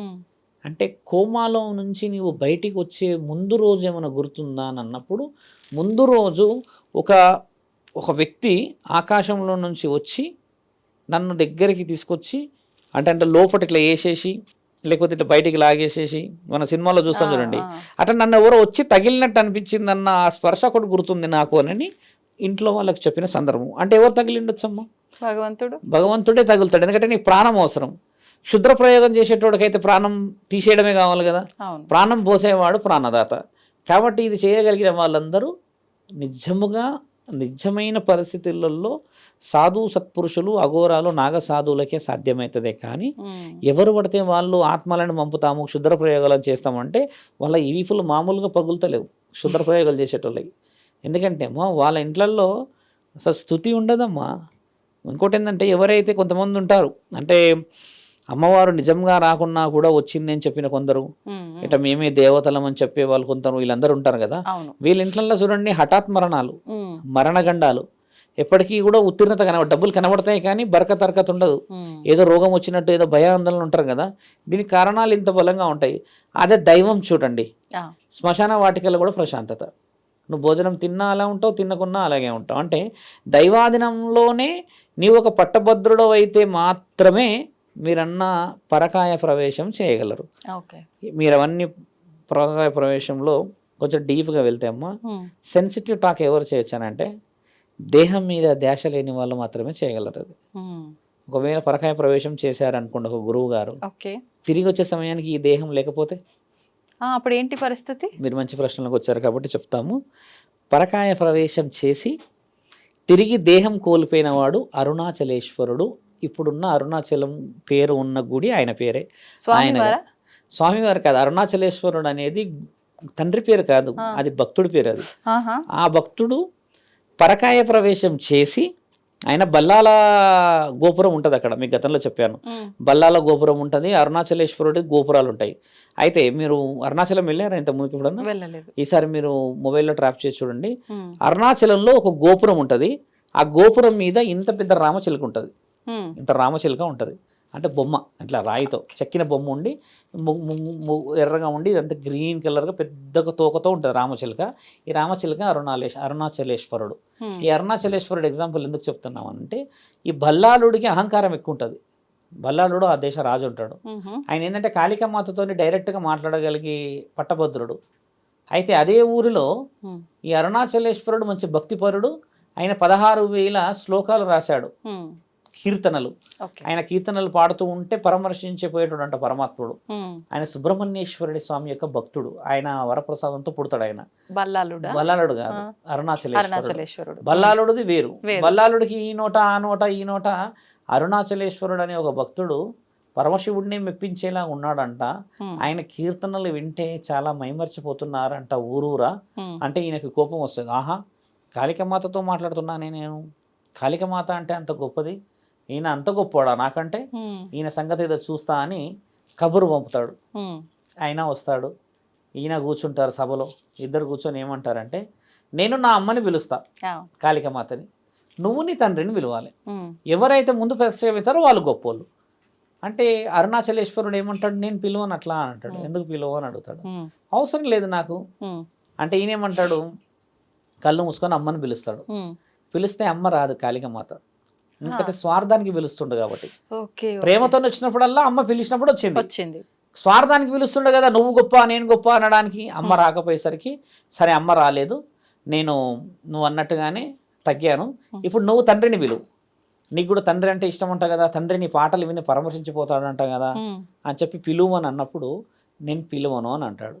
పిలువను అని అంటే నువ్వు అబద్ధం ఆడుతున్నావు, నీకు తండ్రి రాడు ఎవరు రారు నీతో మాట్లాడడానికి, విచ్చలవిడతనం రెచ్చగొట్ట విధంగా చేసేసి ఈయన గారి యొక్క కండ్లు ఏదైతే కండ్లు ఉంటాయో ఆ కండ్లన్నీ వచ్చేసి ఆ సలాకులతో తీసేయండి, కీర్తనలు చదవడానికి రాకూడదు, అబద్ధాలు ఆడుతున్నాడు ఈయన అని. రాజు కదా, బల్లాలుడికి కొంచెం ఈ ఎక్కువ శాతం పొగరుండి ఆ 2 కళ్ళల్లో అది పెట్టిస్తాడు.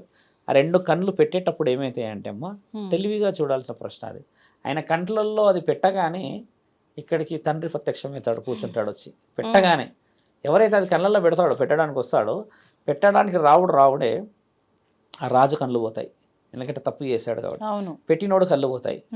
ఈయన అరుణాచలేశ్వరుడు తండ్రిని వేడుకుంటాడు, అలా ఎలా మీరు తీసేస్తారు, రాజు కాబట్టి అహంకారంగా ఆలోచిస్తున్నాడు, తప్పు చేశాడు ఆయన, మీరు ఏదన్నా మార్గం చెప్పండి అంటే, మార్గం నేను చెప్పను, ఈరోజు రాత్రికి కలలో వాడికే కనబడతా నేను అని చెప్పేసి తండ్రి వెళ్ళిపోతే ఇక్కడ చుట్టుపక్కల ఉన్న వాళ్ళు అందరూ చెప్తారు, తండ్రి వచ్చిండు, ప్రత్యక్షమైండు, నువ్వు ఓడిపోయినావు రాజా, నువ్వు అంతా తప్పు చేసినావు, ఓ కారణ జన్ముడిని కళ్ళు తీసేయడానికి అది చేసావు ఇది చేసావు అని మాట అని అనేసి ఆయన గారు పడుకుంటాడు. ఆ రోజు నైట్ సరే తప్పయిందని పడుకున్నప్పుడు మంత్రులు వస్తారు, వేదశాస్త్రాలు తెలిసిన వాళ్ళు వచ్చి ఈయన కళ్ళు ఎట్లా తెప్పియాలి అని ఆలోచిస్తారమ్మా. మంచి ప్రశ్న. ఇక్కడే మీరన్న అరుణాచలం చరిత్ర మొత్తం ఇక్కడ ఉంది. అప్పుడు ఏం చేస్తాడు అరుణాచలేశ్వరుడు, రాజుకి కళ్ళు పోవడం తప్పు కదా అహంకారంగా ఆలోచించినప్పుడు ఈ మంత్రులందరూ ఏం చేస్తారంటే, కొండ పైన ఒక పువ్వు ఉంది, ఆ పువ్వుని తీసుకొచ్చి ఈయన కళ్ళకి అద్దుతే రాజుకు కళ్ళు వస్తాయి అని చెప్పి నిర్ణయించుకుంటాడు. చాలా మంచి ప్రశ్న ఇది. అవునా అని చెప్పేసి ఈ వేద పండితులందరూ ఆయనకు సెలవిస్తారు, రేపు ఉదయం బ్రహ్మముహూర్తంలోనే వెళ్ళి ఆ వీరుడు ఎవరో ఆ కొండెక్కి, అంత పెద్ద కొండెక్కి అక్కడ తెచ్చిన ఆ పుష్పములతో రాజుగారి కళ్ళు అద్దితే ఆయన గారు మనందరికీ సౌష్ఠవంగా ఆరోగ్యంగా కనబడతారు అని అంటే, అది ఎవరు పోవడానికి రాదు, ఎవరు భయపడతారు. అప్పుడు అరుణాచలేశ్వరుడు, నా వల్ల పొరపాటు జరిగింది కాబట్టి నేను పరకాయ ప్రవేశం చేసే విద్య నాకు నా గురువులు ఇచ్చారు కాబట్టి ఆ కొండనైతే నేను ఎక్కలేను, కానీ ఆ కొండ మీద ఉన్న రామచిలక శరీరంలోకి నేను వెళ్ళగలుగుతా అని ఆ రామచిలక శరీరంలోకి వెళ్తాడు. ఈయన వెళ్ళేటప్పుడు ఏం చేస్తాడంటే అమ్మ, ఒక గుహలో పడుకుంటాడు. పడుకొని నేను బ్రహ్మముహూర్తంలో వెళ్తున్నా అని చెప్పి వెళ్తాడు ఆ. నమ్మిన వ్యక్తులకి. ఆయన వెళ్ళేసేసి రామచిలక రూపం ఎత్తేసేసి ఆ రూపాన్ని తీసుకొచ్చేసి అక్కడ 2 పుష్పాలు తీసుకొచ్చి రాజుగారి యొక్క గడిలో వదులుతాడు. అక్కడ ఉన్న మంత్రులు ఆయన కంటికి పెడతారు. కంటికి పెట్టేసేస్తే రాజుగారు నిద్రలేస్తారు, కళ్ళు తెరుచుకుంటాడు. బల అరుణాచల బల అది ఇదని ఆనందపడతాడు.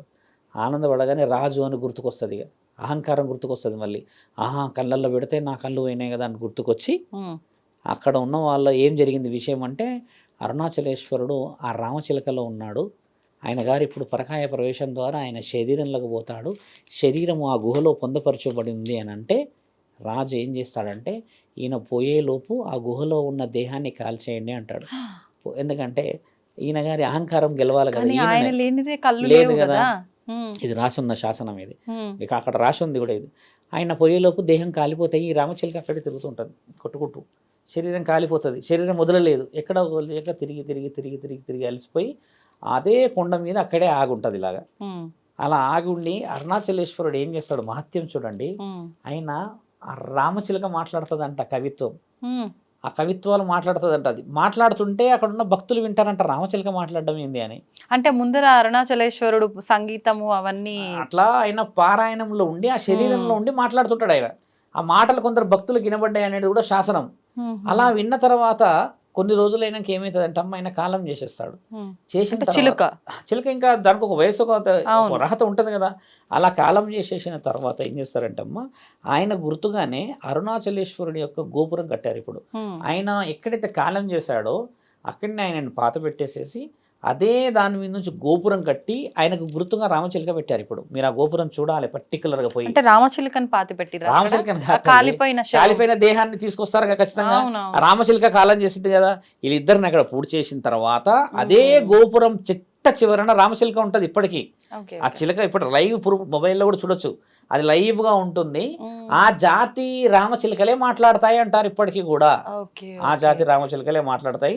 బల్లాల గోపురం మీరు పోయి చూడొచ్చు, బల్లాల గోపురం ఉంటుంది. అలా పరకాయ ప్రవేశం ఎవరు చేశారు, ఎవరి కోసం చేశారు, కారణ జన్మలు కారణం చేత పరమాత్ముడి ఆజ్ఞతోనే ఒక మంచి కార్యక్రమం కోసం చేసేది రుజువులు చేయబడ్డాయి. మీరే సరే వెళ్ళినప్పుడు చూడండి అరుణాచలేశ్వరుడి యొక్క ఆయన పేరు మీదనే అరుణాచలేశ్వరుడి యొక్క పాట వస్తుంది. ఇప్పుడు ఆ పాట మీ అందరికీ తెలుసు. అరుణాచలేశ్వరుడికి నిత్య సంకీర్తన వస్తుంది, విన్నారా? అరుణాచల శివ అరుణాచల శివ అరుణాచల. ఆయన వాడిన మొట్టమొదటి పాట వాళ్ళ అక్కకి వినిపించాడు అనమాట. ఆ పాటనే ఈరోజు తండ్రి ప్రతిరోజు వింటాడు అక్కడ. అంత గొప్ప చరిత్రలో రుజువు ఎందుకు చేయబడింది అని అంటే అమ్మ, ఈ పరకాయ ప్రవేశం అనేది అంత సులువైనది కాదు. ఇప్పుడు చాలా మంది ప్రేతాత్మలను నింపుతున్నారు వేరే వాళ్ళని చంపడానికి, ఇంకా ఆడపిల్లల్ని ఏదో చేయడానికి ఆవేశంగా ఇంకేదో చేస్తున్నారు కదా. చాలా తప్పు మాట విషయాలు. పరకాయ ప్రవేశం అనేది పరమాత్ముడి ఆధీనం అమ్మ. చూడండి, అది అరుణాచలం అనే దాంట్లో ఇంత గొప్ప విషయం దాగుందని తెలియదు. ఓ రోజు నేను చెప్తాను, అరుణాచలం యొక్క 8 గోపురాలకి 8 చరిత్రలు ఉన్నాయి అక్కడ. టోపియమ్మ అన్న పేరు విన్నారా మీరు? విన్నాం కదా. అదే అక్కడ చూస్తాం కదా. అలాంటి ఒక భిక్షాటకురాలు నిత్యం భిక్షం అడిగి గోపురం కట్టింది. ఆ గోపురం కూడా ఉంది అక్కడ. 8 గోపురాలకు 8 చరిత్రలు. ఒక భిక్షం ఒకప్పుడు ఆవిడే మళ్ళీ పుట్టింది అంటారు ఇప్పుడు అక్కడ. వాస్తవం కాకపోవచ్చు, అలా అంటారు అక్కడ. ఒకప్పుడైతే మరి ఒకప్పుడు భిక్షగత్తి కట్టింది ఒక గోపురం అని రాసింది. అందుకని చాలా మంది ఏమంటారు ఆమెనే తిరిగింది ఏమన్నా. తమిళనాడు వాళ్ళు బాగా అదొక భక్తి అమ్మ. ఏమో ఉన్నది పాపం. ఆవిడ తాగుతుంటేనే అందరు ప్రసాదం తీసుకుంటారు. కొంతమంది హేతువాదులు ఏమంటారంటే అంత పిచ్చోళ్ళు వీళ్ళు అంటారు. కానీ ఆమె అయితే ఎప్పుడు కూడా స్వార్థంగా కనబడలే, నిస్వార్థంగానే జరుగుతుంటుంది. మరి నిస్వార్థంగా జరిగేటోళ్ళు భిక్షాటన చేసేటోళ్ళు మా దృష్టిలో కారణ జన్ములే. ముమ్మాటికి భిక్షాటన చేసేటోడు కారణ జన్ముడే. అందరం మనం చేయగలుగుతామా? అందరం చేయగలుగుతారా? సాఫ్ట్వేర్ చేయగలడా? ఒక భిక్షాటన అనేది అహం చావడానికి మాత్రమే పరమశివుడు ఇచ్చే మహా ఆజ్ఞ. శివుడే చేస్తాడమ్మ భిక్షాటన. ఆయన ఎంత అర్థంతో చేస్తాడు. ఇలా కొన్ని ఉంటాయి, ఓ రోజు మళ్ళీ మాట్లాడతాం. మీరు అన్న పరకాయ ప్రవేశం చాలా చిన్నది కాదు. ఈ వీడియో అయిన తర్వాత చాలామంది పరకాయ ప్రవేశం రావాలని ప్రయత్నించకూడదు, అది రాదు, అది అంత సులభంగా రాదు. అది ఇదంతా నిపుణుల పర్యవేక్షణలో జరుగుతుంది, అనుభవజ్ఞులైన నిపుణుల పర్యవేక్షణలో మాట్లాడబడినది. అంతే, అంత సులభంగా రాదు. చెడు పాకినంత మంచి పాకదు తల్లి. ఒక జన్మే నీకు రహస్యంగా పుట్టాలి. ఈ శరీరం మాత్రమే నీది, కానీ ఈ శరీరానికి ముందు ఆత్మ. ఇప్పుడు గుడికి అరుణాచలం విషయంలో వెళ్ళినప్పుడు కూడా ఇవన్నీ చూడాలి. అప్పుడే ఆ ఒక్కొక్క వ్యక్తి కట్టిన ఇప్పుడు ఆడ 8 గోపురాలు ఉన్నాయి. 8 గోపురాలలో రాజగోపురం చాలా ముఖ్యమైనది. అంటే తండ్రి కూర్చున్నది. తండ్రి కూర్చున్న అసలైన విగ్రహం ఇంతవరకు ఎవరికి చూపించలేడు భక్తులకి. ఇదే అగ్నిలింగం అంటారు. ఇది గమనించాల్సిన విషయం కూడా ఏంటంటే, ఈ బ్రహ్మ విష్ణువులు తగవదుబడిన ఏకైక ఆలయము భూమండలం మీద అరుణాచలేశ్వర ఆలయం. ఇప్పుడు అరుణాచలేశ్వరాలయం ఒక భక్తుడి పేరు మీద వచ్చింది. ఒక భక్తుడి ద్వారా ఇంత పేరు ప్రఖ్యాతలు ముఖ్యంగా మన ప్రాంతాల్లో, అంటే మన తెలుగు రాష్ట్రాలకు దగ్గరలో మన భారతదేశంలో ఉన్నది కదా. ఒక్కొక్కటి గురించి తెలుసుకొని పోవడం చేత భక్తిని పెంచుకోపోవాలి. ఒకప్పుడు కారణ జన్మలు చేశారు అంటే ఈ రోజు మనం అందరం పుణ్యంగా ఉన్నాం. ఈ రోజు నేను పరకాయ ప్రవేశం నేర్చుకుంటా, లేకపోతే వాడి దాంట్లోకి పోతా, వీడి దాంట్లోకి పోతా చేసుకుంటానంటే ప్రాణాలు గాల్లో కలిసిపోతాయి. ఇప్పుడు చాలా మంది ఏం ఫోన్ చేస్తున్నారంటే, స్వామి మీ దగ్గర శిష్యుల్లాగా చేరుతాము, విద్యా అర్హతలు నేర్పించండి అని అంటున్నారమ్మా. మేము మొట్టమొదట వదిలిన వర్డ్ ఏంటంటే, నేనేంటంటే నా దగ్గర మొదట విద్య నేర్చుకోవాలంటే మానవ ధర్మం పాటించాలి, ఆ తర్వాత నేను దైవ ధర్మం నేర్పించగలుగుతాను అని అంటే, మానవ ధర్మం చెప్పడానికి నాకు 12 నెలలు పడుతుంది అని చెప్తే 12 నెలల విద్య వచ్చేసేయాలి అంటున్నారు వీళ్ళు. ఆశ్చర్యకరం ఏం తెలుసా అమ్మ, నువ్వు బాగా గమనించాలి. విద్య నేర్పినీకి 12 నెలల్లో 6 నెలల్లో చెప్పేస్తున్నారు మహానుభావులు. నాలిక ద్వారా నీకు మంత్రం నేర్పించడం ప్రతి గురువుకి వస్తుంది. బాగా గమనించాల్సిన మాట ఇది. ఇప్పుడు బైహార్డ్ చేసే మంత్రాలు ఉంటాయి కొన్ని, వీటి ద్వారా నీకు మంత్రం వచ్చేస్తుంది, విద్య వచ్చేస్తుంది. కానీ అర్హత, అవును, you have to get a degree. Degree paper అందరికి వస్తుంది, మాస్టర్ డిగ్రీ అందరికి వస్తుంది. అందులో గోల్డ్ మెడల్ నుంచి మళ్ళీ నువ్వు ఫైనెస్ట్ గోల్డ్ మెడల్ అంటే నీవు శాసించే స్థితికి రావడమే సాధన అంటే కూర్చోబెట్టేసి నీళ్ళల్లో నగ్నంగా కూర్చోబెట్టేసేసి మీదికి మంత్రాలు చదివితే వచ్చేస్తాయని అని చాలామంది అపోహలో ఉన్నారు. లేదంటే కొంతమంది జంజం వేసేసుకొని గుడిలో కూర్చొని కొన్ని దైవాధీనమైన మంత్రాలు నేర్చుకుంటూ వచ్చేస్తాయి అనుకుంటున్నారు. అలా రావడం ముమ్మాటిగా వాస్తవం అవుతుంది. గురువులందరికీ నేను అంటే హంబుల్గా రిక్వెస్ట్ చేసేది ఏంటంటమ్మా, సాధన అనేది చాలా చాలా చాలా విలువైనది. ఇంకా ఈ మధ్య ఒక ఆయన చూశాను, మాంసాహారం తిన్నా సాధన వస్తుంది, శాకాహారం తిన్నా సాధన వస్తుంది, మీరు ఇలా చేసుకోవచ్చు అలా చేసుకోవచ్చు అని కొన్ని వర్డ్స్ మాట్లాడుతున్నారు కదమ్మా. సాధన చాలా చిన్నదే, బాగా గమనించండి, చాలా చిన్నదే. సాధించడం చాలా పెద్దది. వాస్తవం కదా. Everybody get certificate, but who is going to get merit? వాస్తవం కదా. అందరు పాస్ అయిపోయారు, మరి క్లాస్ ఫస్ట్ వాడు ఏం కావాలి? క్లాస్ ఫస్ట్ అని ఎందుకన్నారు మరి? కాబట్టి ఏంటంటే సాధన గురువు పర్యవేక్షణలో చేస్తే రాదు. బాగా గమనించాలి ఈ ప్రశ్న. గురువు పర్యవేక్షణలో ఉంటే సాధన రాదు. గురువు అంటే ఎవరు తెలుసా అమ్మ? నీకు నేర్పించే వాళ్ళు గురువులు కదా. ఆ గురువు దైవాధీనంలో ఉంటేనే వస్తుంది. వ్యాపారం కోసం సాధన చేస్తే వస్తుందా అమ్మ? రాదు. సాధు సంతులకి శరీరం మీద ఎంతటి దుమ్ము ధూళి ఉంటుందో అంతటి పుణ్యం వస్తుందని అర్థం. మంచిగా టిక్కు నీట్గా ఇస్త్రీ తీసేసుకొని కాళ్ళకి చెప్పులు వేసుకొని మళ్ళీ సాయంత్రం పోగానే జీన్స్ టీషర్ట్ వేసుకుంటున్న మహానుభావులు ఉన్నారు ఈ రోజుల్లో. వాళ్ళు అవుతారా సాధు సత్పురుషులు? కాగలరా అమ్మ? కొంతమంది ఉన్నారు, ఛానళ్ళలోనే వస్తుంటారు మిత్రులు, మాటలు 100 ఉండొచ్చు కానీ వాళ్ళు ఒక నియమం మీదే ఉండిపోతారు. అలాంటి వాళ్ళకి గౌరవం దక్కుతుంది. అంతేకాని నాలుగే ఉంది కదా అని ఏది పడితే అదే అనేసి నేనే పెద్ద అది నువ్వే నేను ఇదని అంటేసమ్మా, నీకు మానవ ధర్మమే లేనప్పుడు దైవ ధర్మం ఎలా తెలుస్తుంది? పరధర్మం ఎలా తెలుస్తుంది? దైవ శాసన ధర్మం ఎలా తెలుస్తుంది? అలాంటి వాడికి మీరు అన్నట్టుగా పరకాయ ప్రవేశం అనేది మాస్టర్ టాపిక్. అది మీరు అడిగింది. ఇక్కడ చూడండి, చాలా చాలా చిన్న టాపిక్లలో మనం మాట్లాడుతున్న తరుణాలు ఎక్కువ చూస్తున్నాం. మీరు అడిగిన ప్రశ్న పరకాయ ప్రవేశం అనేది 70-80 సంవత్సరాల సాధనలో కూడా సాధించలేని తత్వం అది. దాని గురించి పరితపించాలంటే ఈ జీవితం సరిపోదు. అంతే. అమ్మో, చాలా గొప్ప ప్రశ్న అది. మరో సమయం వచ్చినప్పుడు పరకాయ ప్రవేశంలో మెరుగులు చెప్తా. మెరుగులు కూడా ముఖ్యమైనది. ఇప్పుడు మన వాళ్ళు ఏమంటారు, కామెంట్లు వస్తాయి, పరకాయ ప్రవేశం నేర్చుకోవచ్చా అని అంటారు. అది నేర్చుకోవడానికి రాదు పరకాయ ప్రవేశం. నువ్వు పుట్టే జన్మ రహస్యం చాలా ముఖ్యమైనదమ్మా. 2 పేర్లు చెప్తారుగా పుట్టేటప్పుడు. ఇప్పుడు పిల్లల్లో ఉన్న వాళ్ళ ప్రతి అందరూ తెలుసు. 2 పేర్లు ఎందుకు చెప్తారు చెవులో? ఒకటేమో చెవులో చెప్తారు, ఇంకోటేమో బయటికి అరుస్తారు. లోపటనేమో ఏదో వాళ్ళ ఇష్టమైనది వాళ్ళ కులదైవం పేరు ఎవరిదో పెట్టుకుంటారు, బయటకు వచ్చేసి ఇంకా అరుస్తారు. ఇక బన్నీ ఈయన పేరు, బంటి ఈయన పేరు అని అరుస్తారు. ఇక అసలైన పేరు చెప్పరు. ఈ పరకాయ ప్రవేశం కూడా ఏంటంటమ్మా, కారణ జన్మడమా కాదా అని నిర్ణయించేది పరమాత్ముడు. ఆయన చేతుల నుంచి వస్తుంది. అలాంటి మహానుభావులను ఎప్పుడు ఇంటర్వ్యూలు చేయకూడదు మీరు. పరకాయ ప్రవేశం వస్తుందా, మీరు పెద్ద పెద్ద గురువులు అని కొంతమంది పండిపోయిన గురువులు ఉంటారు, వాళ్ళని ఇంటర్వ్యూలు ఎప్పుడు చేయకూడదు. వాళ్ళని కళ్ళతో ఇలా చూసి అలా మనసులో పెట్టుకొని జీవితం ఎంతో తన్మయించే విధంగా మనస్సాక్షిలో నిలుపుకోవాలి వాళ్ళ రూపాలని. అది నిజమైన భక్తి. ఓ షూట్ చేసి సెల్ఫీలు దిగి అది ఇది ఏమొస్తుంది తల్లి, స్టోరేజ్ ఎక్కువ కూడా తప్పితే ఏం రాదు కదా. దైవం చాలా పెద్ద రహస్యం అమ్మా. అదమ్మా మీరు అడిగిన ప్రశ్న. ధన్యవాదాలండి. నమస్కారం. నమస్తే. దీన్ని తవ్వండి, తవ్వుతూనే శివలింగం. సరే దాన్ని అట్లా కప్పేసేయండి, చూపించదండి. Krishna is there. మూర్తి పూజ కాదు, సాక్షాత్ బ్రజేంద్ర నందన భగవాన్ ఉన్నారు మూర్తిలో. ఏమీ ఆశించకుండా ఆరాధించే వాళ్ళు కూడా ఉన్నారా ప్రభుజీ? నిజమైన భక్తి అంటే మనకు తెలియదు కాబట్టి